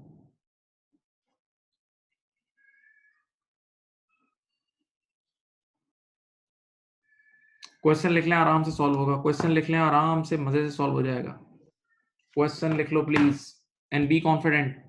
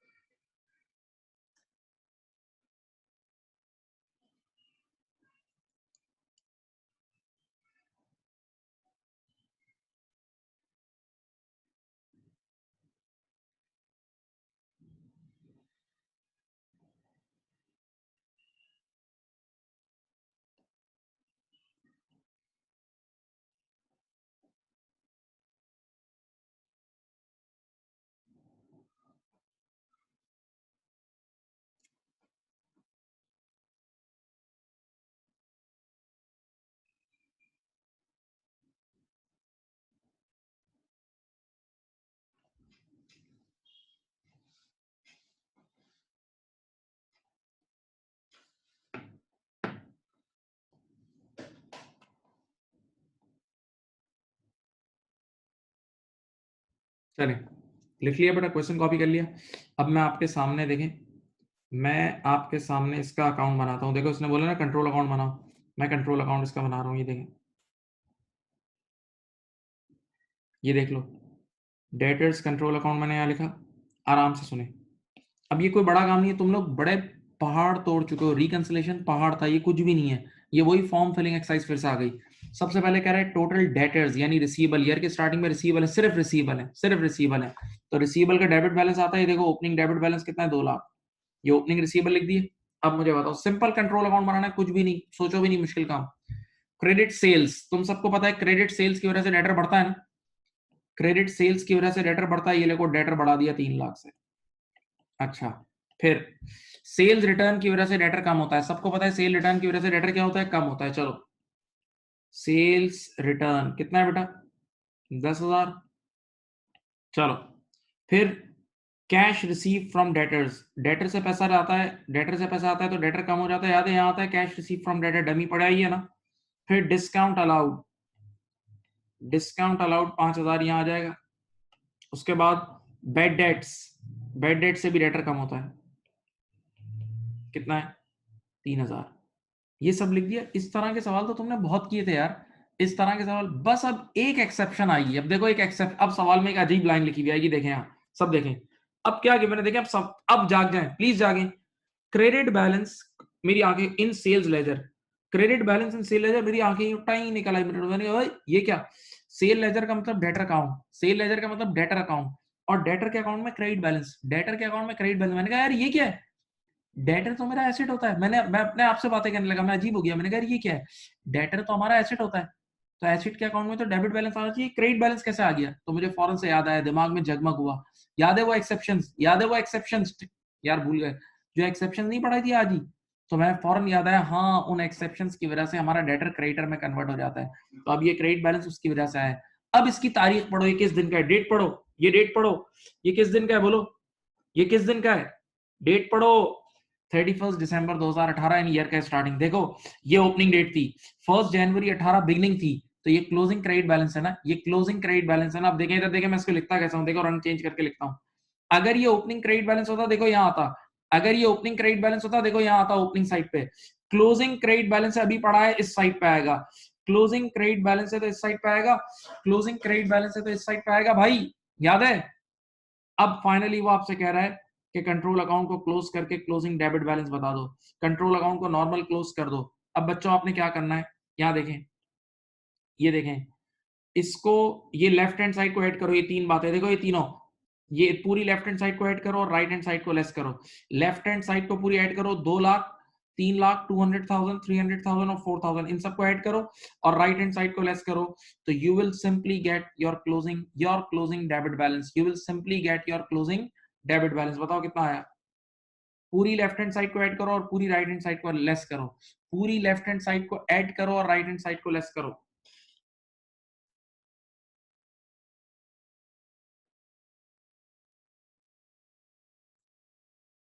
टू 236,000 ये आपका आंसर आया है, 236,000 ये आपका क्लोजिंग डेबिट बैलेंस आया है, क्लोजिंग डेबिट बैलेंस आया है, सही है। हाँ अब देखो भाई, मैं हाथ जोड़ रहा हूं, मैंने तुम्हें इसको पुकारना भी सिखाया, मैंने नाम लेना भी सिखाया। देखो मेरे बच्चों इधर देखो, इस चीज को बोलते हैं, ये जो चीज है ना, इसको बोलते हैं क्लोजिंग डेबिट बैलेंस, ये डेबिट बैलेंस है, याद है। और इसको कहते थे, याद है अभी सिखाया था, इसको बोलते हैं क्लोजिंग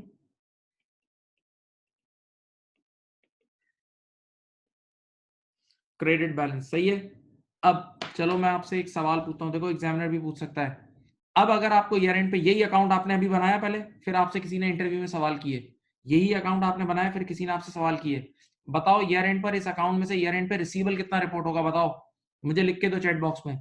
इस अकाउंट के अंदर से रिसीवेबल्स, रिसीवेबल कितना रिपोर्ट होगा, इस अकाउंट में रिसीवेबल कितना रिपोर्ट होगा, बोलो। इस अकाउंट में से रिसीवेबल कितना रिपोर्ट होगा, वेरी गुड 236। बेटा इसमें ये रहा रिसीवेबल, ये रहा रिसीवेबल, ये जो है ना आपका, ये डेबिट बैलेंस हमारा रिसीवेबल होता है, ये डेबिट बैलेंस हमारा क्या है, रिसीवेबल है, ये हमारा रिसीवेबल है। अब मुझे बताओ इस अकाउंट में पेबल कितना रिपोर्ट होगा, इस अकाउंट के अंदर से ईयर एंड पर पेबल, पेबल लाइबिलिटी कितनी रिपोर्ट होगी, इस अकाउंट से लाइबिलिटी कितनी रिपोर्ट होगी, बताओ बताओ। 4,000 ये रही, ये जो क्रेडिट बैलेंस है नहीं हमारी लायबिलिटी है, ये इस अकाउंट की लायबिलिटी रिपोर्ट होगी, ये इस अकाउंट से लायबिलिटी रिपोर्ट होगी, ये इस अकाउंट से लायबिलिटी रिपोर्ट होगी। ईयर एंड की बात कर रहा हूँ, ईयर एंड की बात कर रहा हूँ। सही, चलो बेटा इसको कॉपी करो, कॉपी करो प्लीज, प्लीज कॉपी करें, बात माने, बात माने।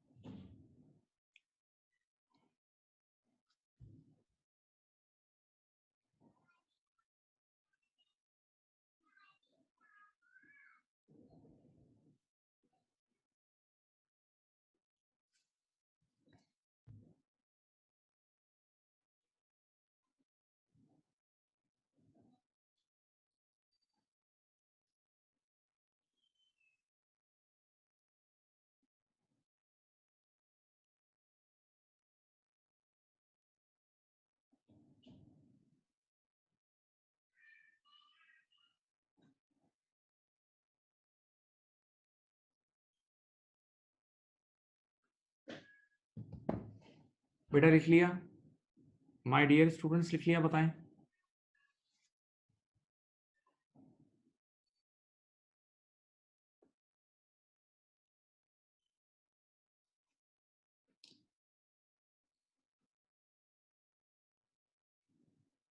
चलो एक और क्वेश्चन मैं लिखता हूं।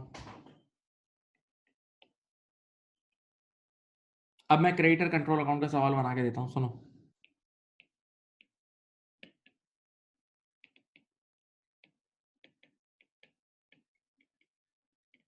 आप लोग क्वेश्चन लिखते जाएं साथ साथ।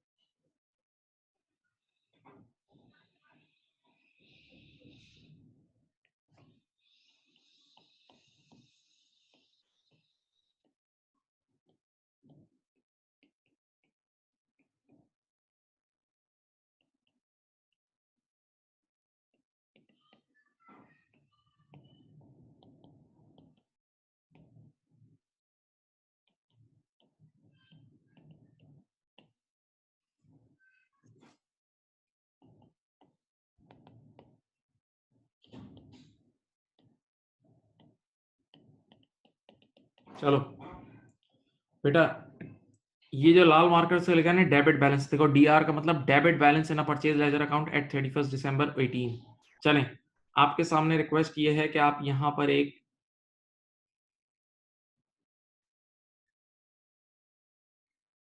क्रेडिटर कंट्रोल अकाउंट बनाएं, एक क्रेडिटर कंट्रोल अकाउंट बनाएं। चलें बी एक्टिव यार, अब इससे बहुत मुश्किल काम कर लिए तुम लोगों ने, मुश्किल काम नहीं है, मुश्किल काम कर चुके हो तुम लोग सारे।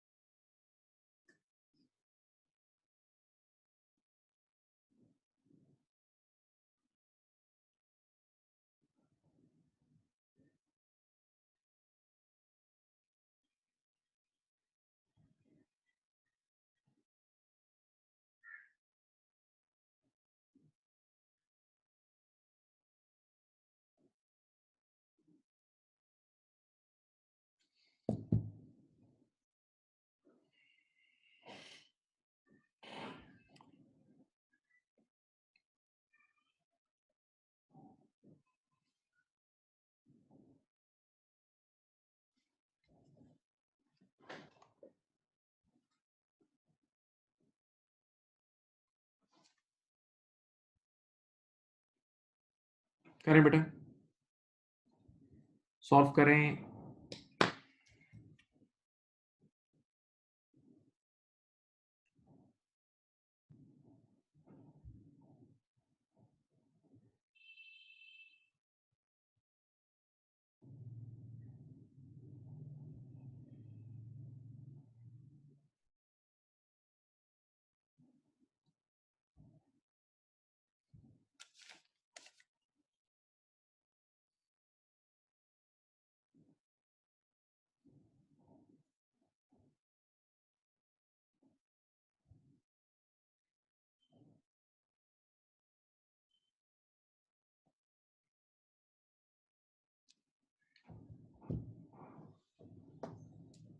अब opening creditors at 1st of January 2018, बेटा डायरेक्ट आपको ओपनिंग क्रेडिटर दिया हुआ है, that is your opening liability. Opening creditor आपकी ओपनिंग लायबिलिटी होती है। देखो चुपचाप आपने यहाँ ईयर के स्टार्टिंग में 1.5 लाख की लायबिलिटी लिख दी, सही है। अब एक नॉर्मल सा क्रेडिटर का अकाउंट बना रहे हो, जो आप लोग को सिखाया था वही है ये। अब बताओ, क्रेडिट परचेजेस की वजह से क्रेडिटर बढ़ता है, तो यहाँ आ जाएगी क्रेडिट परचेजेस। कितनी है क्रेडिट परचेजेस? ये है 400,000, ठीक है। अब देखें, परचेज रिटर्न की वजह से क्रेडिटर कम होता है, यहां आ जाएगा,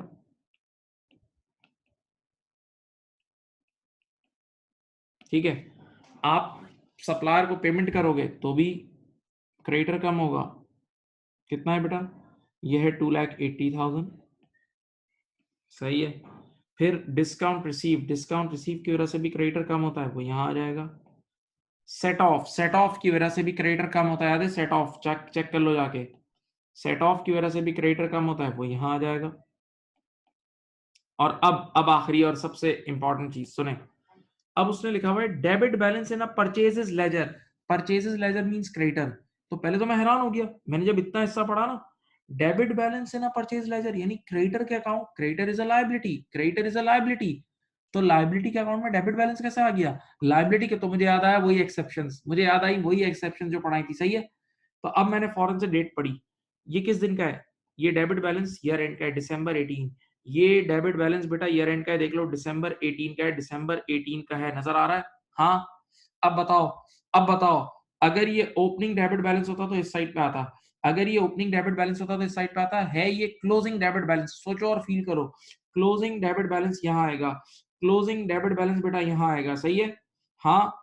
अब आपसे वो फाइनली कह रहा है, बताओ अपने अकाउंट को क्लोज करके क्लोजिंग क्रेडिट बैलेंस निकाल दो, क्लोजिंग क्रेडिट बैलेंस निकाल दो। तो ये राइट हैंड साइड पूरी ऐड कर लो, राइट हैंड साइड पूरी ऐड कर लो, 150,000, 400,000 और 3,500, 150,000, 400,000 और 3,500, और पूरी लेफ्ट हैंड साइड लेस कर दो, पूरी लेफ्ट हैंड साइड लेस कर दो, you will get the answer, you will get the answer.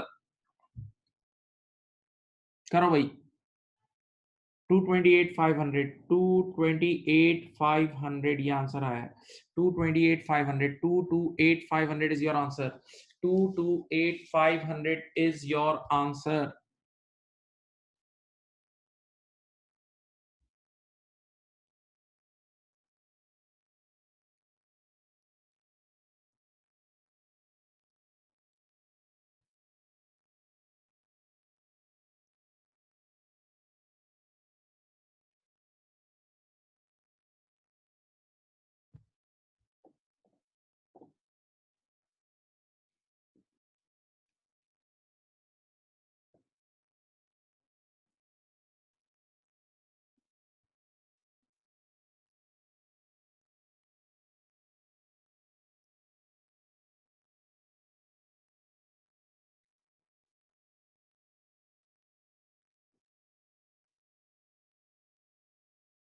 अब बेटा अगर अभी एग्जामिनर आपसे बोलता है कि बताएं ईयर एंड की लायबिलिटी कितनी है, ईयर एंड पे पेबल्स कितना रिपोर्ट होगा बैलेंस शीट में, तो ये है लायबिलिटी। देखो बेटा, ये चीज है लायबिलिटी, ये क्लोजिंग क्रेडिट बैलेंस है, तो ये आपकी लायबिलिटी रिपोर्ट होगी, ये आपकी, ये क्रेडिट बैलेंस है, ये आपका बैलेंस शीट में क्रेडिटर रिपोर्ट होगा, ये क्रेडिटर रिपोर्ट होगा, सही है। और ये डेबिट बैलेंस है, ये डेबिट बैलेंस है, तो ये रिसीवेबल यानी डेटर रिपोर्ट होगा, सही है। 3,500 का रिसीवेबल और 228,500 का पेबल रिपोर्ट होगा, देख लो।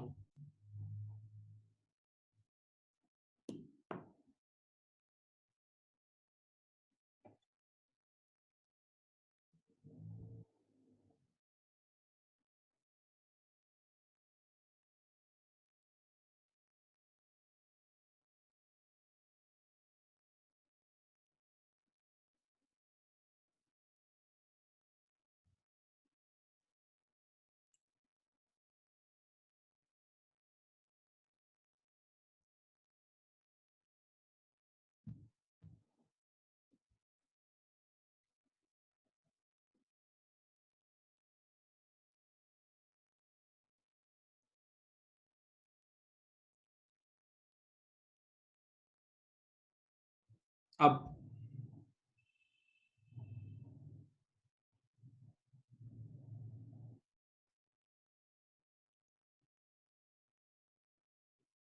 कर लिया।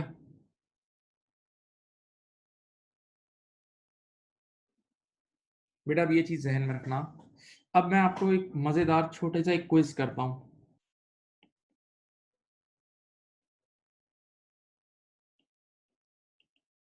एक क्विज करता हूं जनरल नॉलेज, सुने। देखें, मुझे एक बंदे से, एक ही बंदा है भाई, बंदा एक ही है, मुझे एक बंदे से रिसीव करने हैं 5,000 और उसी बंदे को पे करने हैं 3,000। देखो, मुझे एक बंदे से रिसीव करने हैं 5,000 और उसी बंदे को पे करने हैं 3,000। फिर सुन लो, बंदा एक ही है, मिस्टर ए। मिस्टर ए से रिसीव करने हैं 5 और मिस्टर ए को मुझे पे करने 3। बताओ सेट ऑफ की एंट्री कितने की बनेगी? सेट ऑफ की एंट्री कितने की बनेगी? सेट ऑफ की एंट्री यहाँ लिख के बताओ चैट बॉक्स में। चैट बॉक्स में लिख के बताओ। एक ही इंसान है, उससे रिसीव 5 करना है और उसी को पे करने 3। सेट ऑफ की एंट्री कितने की बनेगी? जाओ चैट बॉक्स में बताओ, चलो। सेट ऑफ की एंट्री कितने की बनेगी बताओ, बताओ। लिखो बेटा, आंसर दो।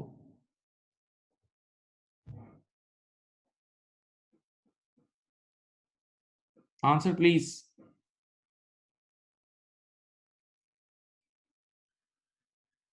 मैं फिर बोल रहा हूँ, मुझे एक बंदे से रिसीव करने हैं 5,000 और उसको पे करने हैं 3। रिसीव करने हैं 5 और पे करने हैं 3। हाँ, तो अब सेट ऑफ की एंट्री कितने की बनेगी? अब देखो, मैं आपको बताऊं, आधे बच्चों ने गलत जवाब दिया है, मेजोरिटी ने गलत, और हमेशा बच्चे गलत जवाब देते हैं। ये एक डॉज है, तभी मैंने लिखा है मजेदार, ये डॉज है। सुने अब, सामने देखें, सामने देखें। मैंने एक बंदे से रिसीव करने 5, उसको पे करने 3। तो अब मैं उससे, इधर देखें, अब मैं उससे कट कटा के 2,000 रिसीव करूंगा। अब मैं उससे कट कटा के 2,000 रिसीव करूंगा, तो पैसों की एंट्री 2 की बनेगी। पैसों की एंट्री जो बनेगी वो 2 की बनेगी, जो कटेगा वो तो 3 कटेगा ना। पैसों की एंट्री डिफरेंस की बनती है। नहीं समझे भाई? मैंने एक बंदे से 5 लेने 3 देने, 5 लेने 3 देने। मैंने एक बंदे से, बेटा तो देखें, मैंने एक बंदे से 5 लेने हैं और 3 देने हैं। तो कट कटा के अब मैं उससे 2,000 रिसीव करूंगा ना, तो कैश की एंट्री 2 की बनेगी। कैश की, जो सेट ऑफ की एंट्री है वो तो 3 की बनेगी ना। 3,000 कटे ना, 3,000 कटे तभी तो 2,000 का नेट अमाउंट पैसे रिसीव किए।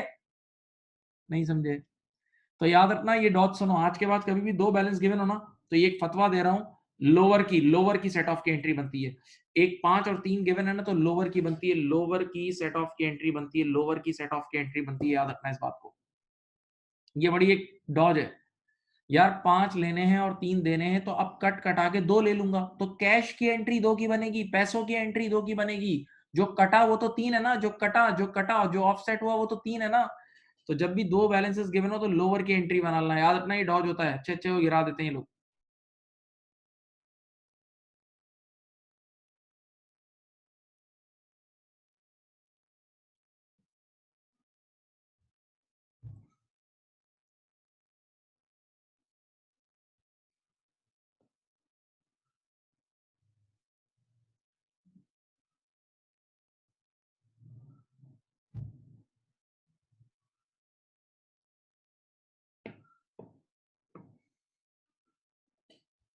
कर लिया। अब यहाँ देखें, in your earlier studies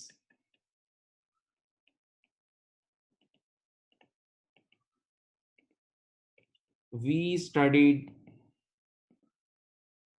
debit note and credit note. याद है बेटा? ये मैंने आप लोगों को एक टॉपिक पढ़ाया जाता है, टीचर्स आप लोगों को पढ़ाते हैं, सब पढ़ाते हैं, डेबिट नोट और क्रेडिट नोट। सेल्स रिटर्न और परचेज रिटर्न के लिए डेबिट नोट और क्रेडिट नोट आप लोगों को पढ़ाया था शुरू में। कोर्स के शुरू में डेबिट नोट और क्रेडिट नोट पढ़ाया था। और मैंने कहा था कि जब कभी भी, सामने देखें, हम लोग सेलर होते हैं, सप्लायर होते हैं, और सामने वाला बंदा हमें गुड्स वापस करता है तो हम क्रेडिट नोट इशू करते हैं। जब भी हम सेलर यानी सप्लायर होते हैं और सामने वाला बंदा हमें गुड्स वापस करता है तो हम क्रेडिट नोट इशू करते हैं। याद है? ओके, पक्का? अब ये क्रेडिट नोट और ये डेबिट नोट सिर्फ ये क्रेडिट नोट और डेबिट नोट सिर्फ उस टॉपिक से रिलेटेड नहीं है, आगे और भी चीजें इसमें, आगे इसमें और भी चीजें हैं। मैं फिर बोल रहा हूँ बेटा, आपने अर्लियर स्टडीज में सेल्स रिटर्न और परचेज रिटर्न के टॉपिक में डेबिट नोट और क्रेडिट नोट पढ़ा था, वो बिल्कुल सही है, उसको नहीं भूलना, उसको नहीं भूलना, सही है। लेकिन ये और जगहों पे भी यूज होता है। अब मैं आपको सिंपल एक चीज समझा दूं। ये देखें, ये कोई भी इंडिविजुअल है, ये कोई भी इंडिविजुअल है। देखो मैं आपको एक टूल दे रहा हूं, एक आला कार दे रहा हूं, जिससे आप काम कर लोगे, जिससे आप काम हो जाएगा आपसे। सुनो, अगर कोई भी बंदा क्रेडिट नोट इशू करता है, कोई भी बिजनेसमैन क्रेडिट नोट इशू करता है, दैट मींस वो अपने अकाउंट को क्रेडिट कर रहा है, वो अपने अकाउंट को क्रेडिट कर रहा है, सही है। और कोई भी बिजनेसमैन डेबिट नोट इशू कर रहा है ना, तो दैट मींस वो अपने अकाउंट को डेबिट कर रहा है। मैं आगे लिख देता हूं, मींस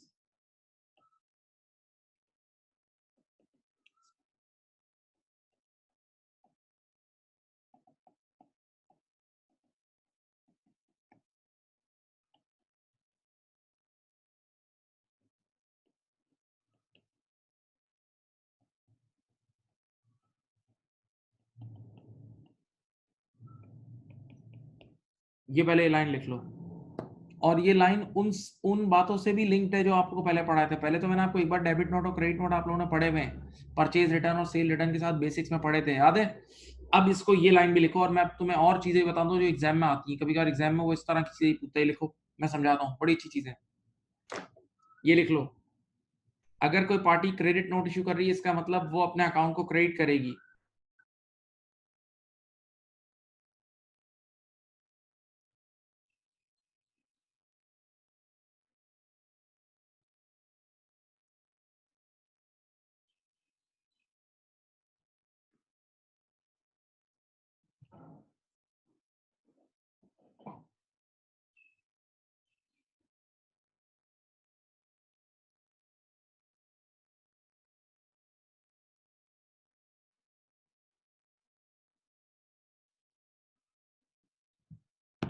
देख लो भाई, आज के बाद अगर कोई पार्टी क्रेडिट नोट इशू कर रही है, तो इसका मतलब वो अपने अकाउंट को, खुद के अकाउंट को क्रेडिट कर रही है। और कोई पार्टी डेबिट नोट इशू कर रही है, तो अपने अकाउंट को डेबिट कर रही है, सही है। अब सुने, लेट अस से, अब स्टोरी सुने। We are sellers.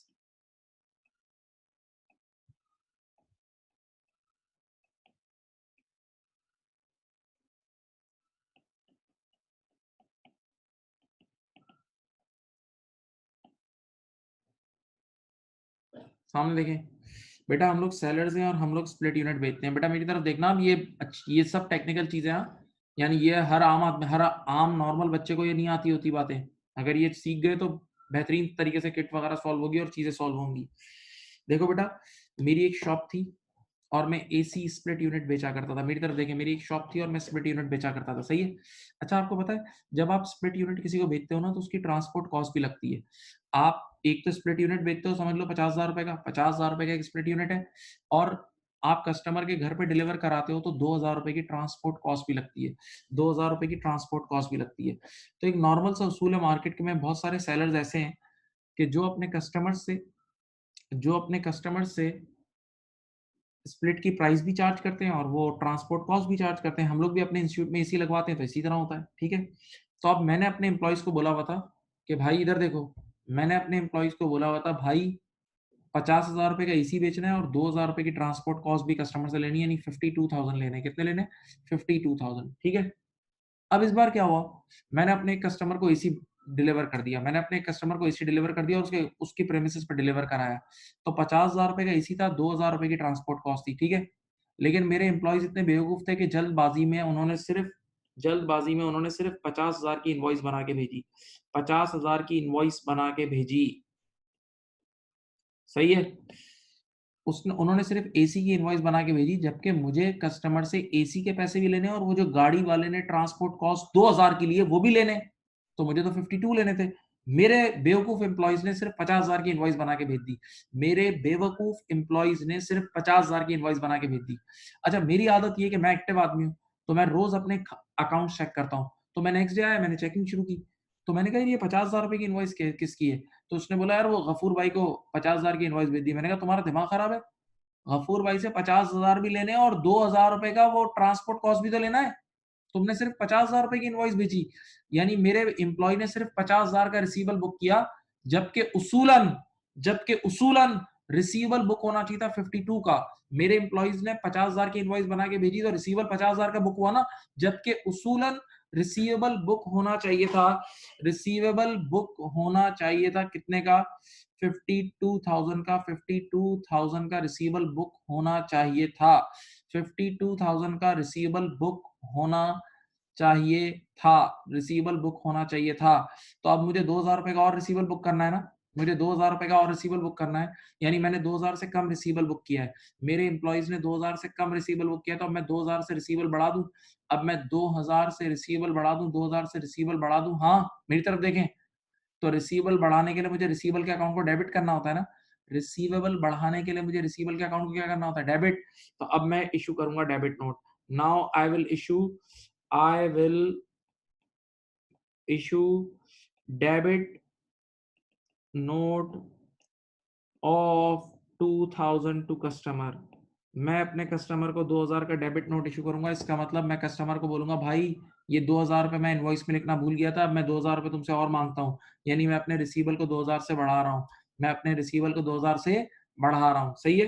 तो देखो पढ़ो यहाँ क्या लिखा है, यहाँ क्या लिखा है, ये देखें, means he is gonna debit his account, जो बंदा डेबिट नोट इशू कर रहा है वो अपने अकाउंट को डेबिट करेगा। तो मैं सेलर हूं और सेलर की बुक्स में रिसीवेबल का अकाउंट आता है, सेलर की बुक्स में कौन सा अकाउंट आता है, रिसीवेबल का अकाउंट। तो मेरे बेवकूफ एम्प्लॉइज ने सिर्फ 50,000 रुपए की इनवॉइस बना के भेज दी थी, मेरे एम्प्लॉइज ने 50,000 की इनवॉइस बना के भेज दी थी, जबकि मुझे कस्टमर से पूरे 52 लेने थे। तो मैंने कस्टमर को उसी वक्त डेबिट नोट इशू किया, मैंने कहा भाई 2,000 रुपए मैं आपसे और मांगता हूँ, 2,000 रुपए मैं आपसे और मांगता हूँ, प्लीज रुकें और लिख लें, ये सब ये स्टोरी लिख लें, ये स्टोरी लिख लें, अपने ओन वर्ड्स में लिख लें, मैं चुप हूँ, लिख लें बेटा, काम की चीजें ये सब।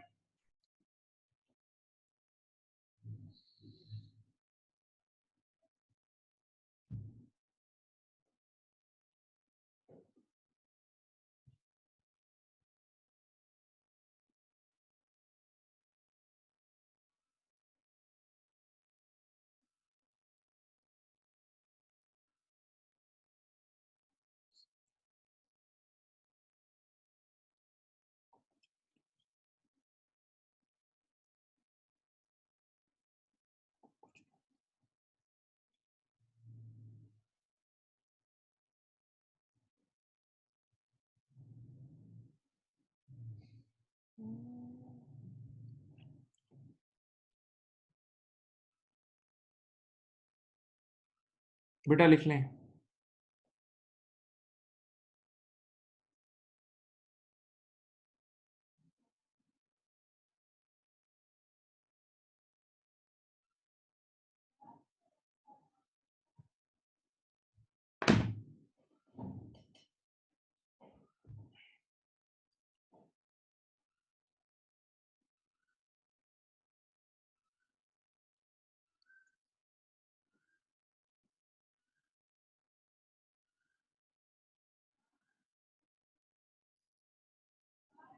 अब इसी कहानी को उल्टा करता हूँ, इसी कहानी को उल्टा करता हूँ, देखो सुनो, हमारी दुकान में देखो स्प्लिट यूनिट हम लोग बेचते थे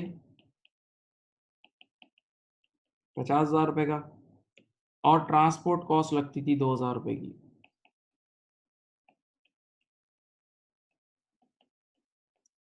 तो हम लोग मैंने अपने एम्प्लॉयज को बोला था तुमने हर हाल में 52 लेने हैं, कस्टमर से कितने लेने हैं, तुमने हर हाल में 52,000 लेने हैं, तुमने हर हाल में कस्टमर से 52,000 लेने हैं, तुमने हर हाल में कस्टमर से 52,000 लेने, कस्टमर से 52,000 लेने हैं, राइट, ओके।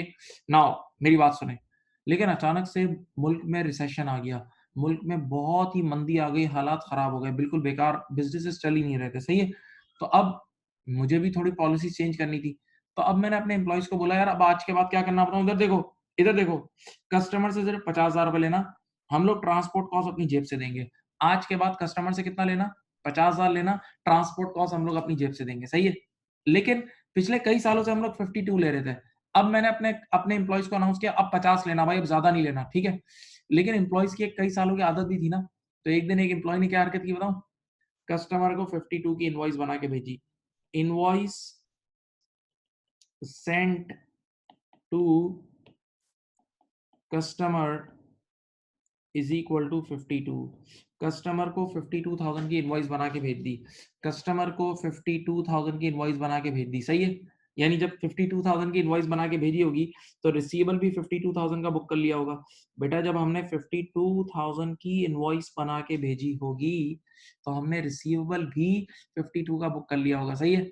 अब मैं फिर सुबह आया, अगले दिन आया, मैंने अकाउंट चेक किए, मैंने कहा यार तुमने 52 की इनवॉइस बना के भेज दी। मैंने कहा अब तो हालात खराब है, अब तो मंदी चल रही है, अब रिसेशन चल रहा है। मैंने कहा सिर्फ 50,000 रुपए लेने थे, तुमने 52 का इनवॉइस बना के भेज दी। तो अब इसका मतलब उन्होंने 2,000 रुपए की ट्रांसपोर्ट कॉस्ट गलती से कस्टमर पे चार्ज कर दी ना। 2,000 की ट्रांसपोर्ट कॉस्ट गलती से कस्टमर को बना के भेज दी ना। तो हमने अपना रिसीवेबल एक्स्ट्रा बुक कर लिया ना 2,000 से। इस बार हमें रिसीवेबल बुक करना चाहिए था 50,000 से। इस बार हमें रिसीवेबल बुक करना चाहिए था 50,000 से, हमने कर दिया है 52। हमें बुक करना चाहिए था 50, हमने कर दिया है 52। तो हमने 2,000 रुपए से एक्स्ट्रा रिसीवेबल बुक नहीं कर दिया, हमने 2,000 रुपए से एक्स्ट्रा एक्स्ट्रा रिसीवेबल बुक नहीं कर दिया, सोचो। तो अब हम अपने 2,000 से रिसीवेबल को कम करेंगे। अब हमें अपने रिसीवेबल को 2,000 से कम करना है, उसको बताएँगे यार अब सॉरी, सॉरी हमने रिसीवेबल को बढ़ा दिया, अब हम कम करने वाले हैं। तो रिसीवेबल कम होता है तो क्रेडिट होता है ना, रिसीवेबल कम होता है तो क्या होता है, क्रेडिट होता है। तो now we will issue credit note, now we will issue credit note. अब हम क्रेडिट नोट इशू करेंगे। Now we'll issue credit note of 2,000, सही है। तो देखें, अगर कभी आपको अपने अकाउंट को कम करवाना हो तो अगर आप अपने रिसीवेबल का अकाउंट को कम करवाना है तो आप क्रेडिट नोट इशू करोगे, रिसीवेबल के अकाउंट को आपने बढ़वाना हो तो डेबिट नोट इशू करोगे। This is the concept. और देखें, क्रेडिट नोट और डेबिट नोट इन जगहों पे भी यूज होता है, क्रेडिट नोट और डेबिट नोट इन जगहों पर भी यूज होता है। ये वाला किस्सा भी लिख लें, ये किस्सा उस दूसरे किस्से का उल्टा था।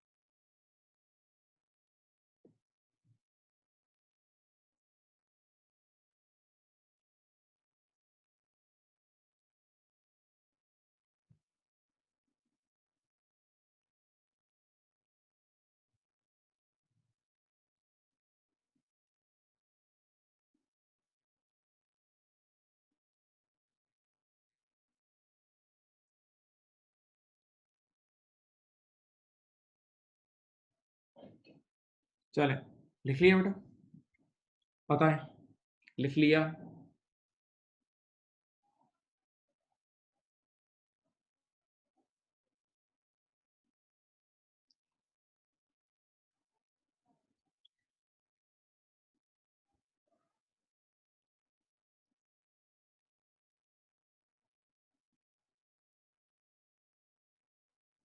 लिख लिया बेटा, प्यारे बच्चों लिख लिया।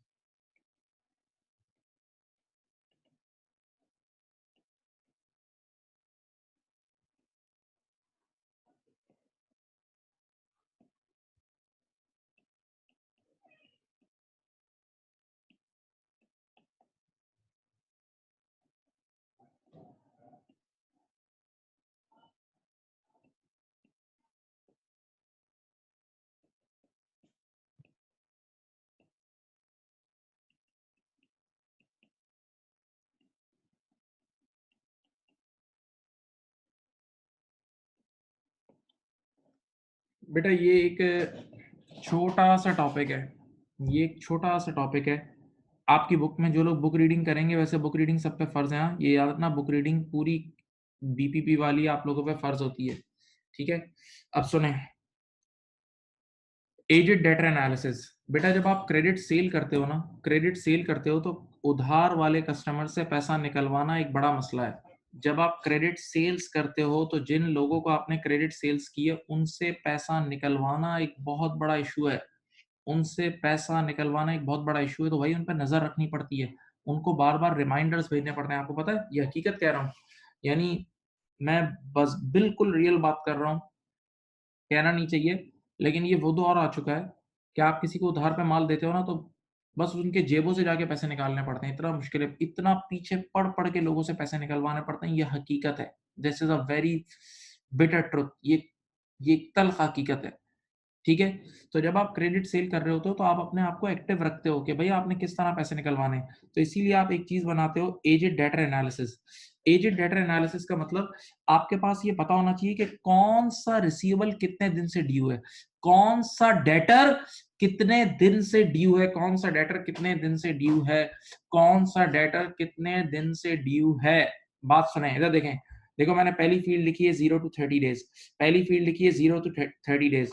तो इसमें ये जो 2 लाख के लोग हैं ना, ये वो लोग हैं जिनको अभी ड्यू हुए 10 दिन हुए हैं, किसी को 5 दिन हुए हैं, किसी को 7 दिन हुए हैं, किसी को 20 दिन हुए हैं। तो इनको कम टाइम पीरियड हुआ है, यानी इनको लेस देन 30 डेज हुए हैं। इन लोगों को ड्यू हुए लेस देन 30 डेज में, तो ये इतने खतरनाक डेटर नहीं है। जरा दूसरी कैटेगरी देखो, 31 to 60 डेज। इसमें वो लोग हैं, इसमें वो लोग हैं जिनको ड्यू हुए 31 दिन से ज्यादा और 60 दिन से, यानी ये लोग डिले कर रहे हैं, टाइम पे दे ही नहीं रहे। इनमें से कुछ लोग हैं जिन्होंने 40 दिन से पे नहीं किया, इनमें से कुछ लोग हैं जिन्होंने 50 दिन से पे नहीं किया, कुछ ने 55 डेज से पे नहीं किया। तो अब हमारी पॉलिसी इन लोगों के लिए कुछ और होनी चाहिए, सही है। और सबसे गंदी कैटेगरी, घटिया कैटेगरी वो क्या है, ये रही, ये देखो, 61 डेज एंड अबव। बेटा अब ये वाले जो लोग हैं ना, ये 2 महीने से भी आगे निकल चुके हैं, किसी को 3 महीने हो चुके हैं, किसी को 6 महीने, 8 महीने, 10 महीने, पैसे ही नहीं दे रहे। यानी ये लोग तो जवाब ही नहीं दे रहे हमें। तो हमारा इन तीसरी कैटेगरी से हमारा दिल टूट चुका होगा, तीसरी कैटेगरी से तो हमारा दिल टूट चुका होगा। यानी हो सकता है हम तीसरी कैटेगरी पे लीगल केस और ये सब कुछ करना शुरू कर दें।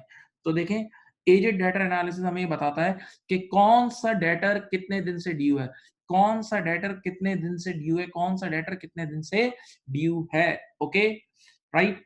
अच्छा, आप लोग अपनी एडवांस स्टडीज में ये FA2 में और F3 में ये भी पढ़ाया जाता है, सुने, कि एक चीज होती है प्रोविजन फॉर डाउटफुल डेट्स। हम अपने डेटर्स पे शक करते हैं, हम अपने डेटर्स पे शक करते हैं। तो बताओ, जो पहली कैटेगरी होगी ना, उस पे इतना डर नहीं लग रहा होगा, उस पे हम सिर्फ 1% या 2% शक करेंगे कि यार इसमें से बहुत कम लोग ऐसे होंगे जो भागेंगे।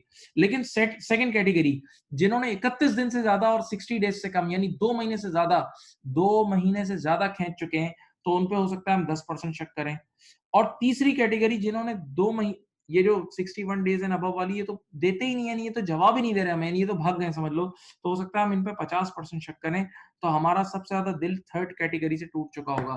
तो aged debtor analysis, aged debtor analysis, aged debtor analysis, तब तवज्जो सुने, ये वो एनालिसिस है जिससे हमें पता लग जाता है कि कौन सा डेटर कितने दिन से ड्यू है, कौन सा डेटर कितने दिन से ड्यू है। और फिर हम अपने एक्शंस अकॉर्डिंगली प्लान करते हैं, हम अपने एक्शंस अकॉर्डिंगली प्लान करते हैं उनके अगेंस्ट। ओके, राइट, प्लीज लिख लें।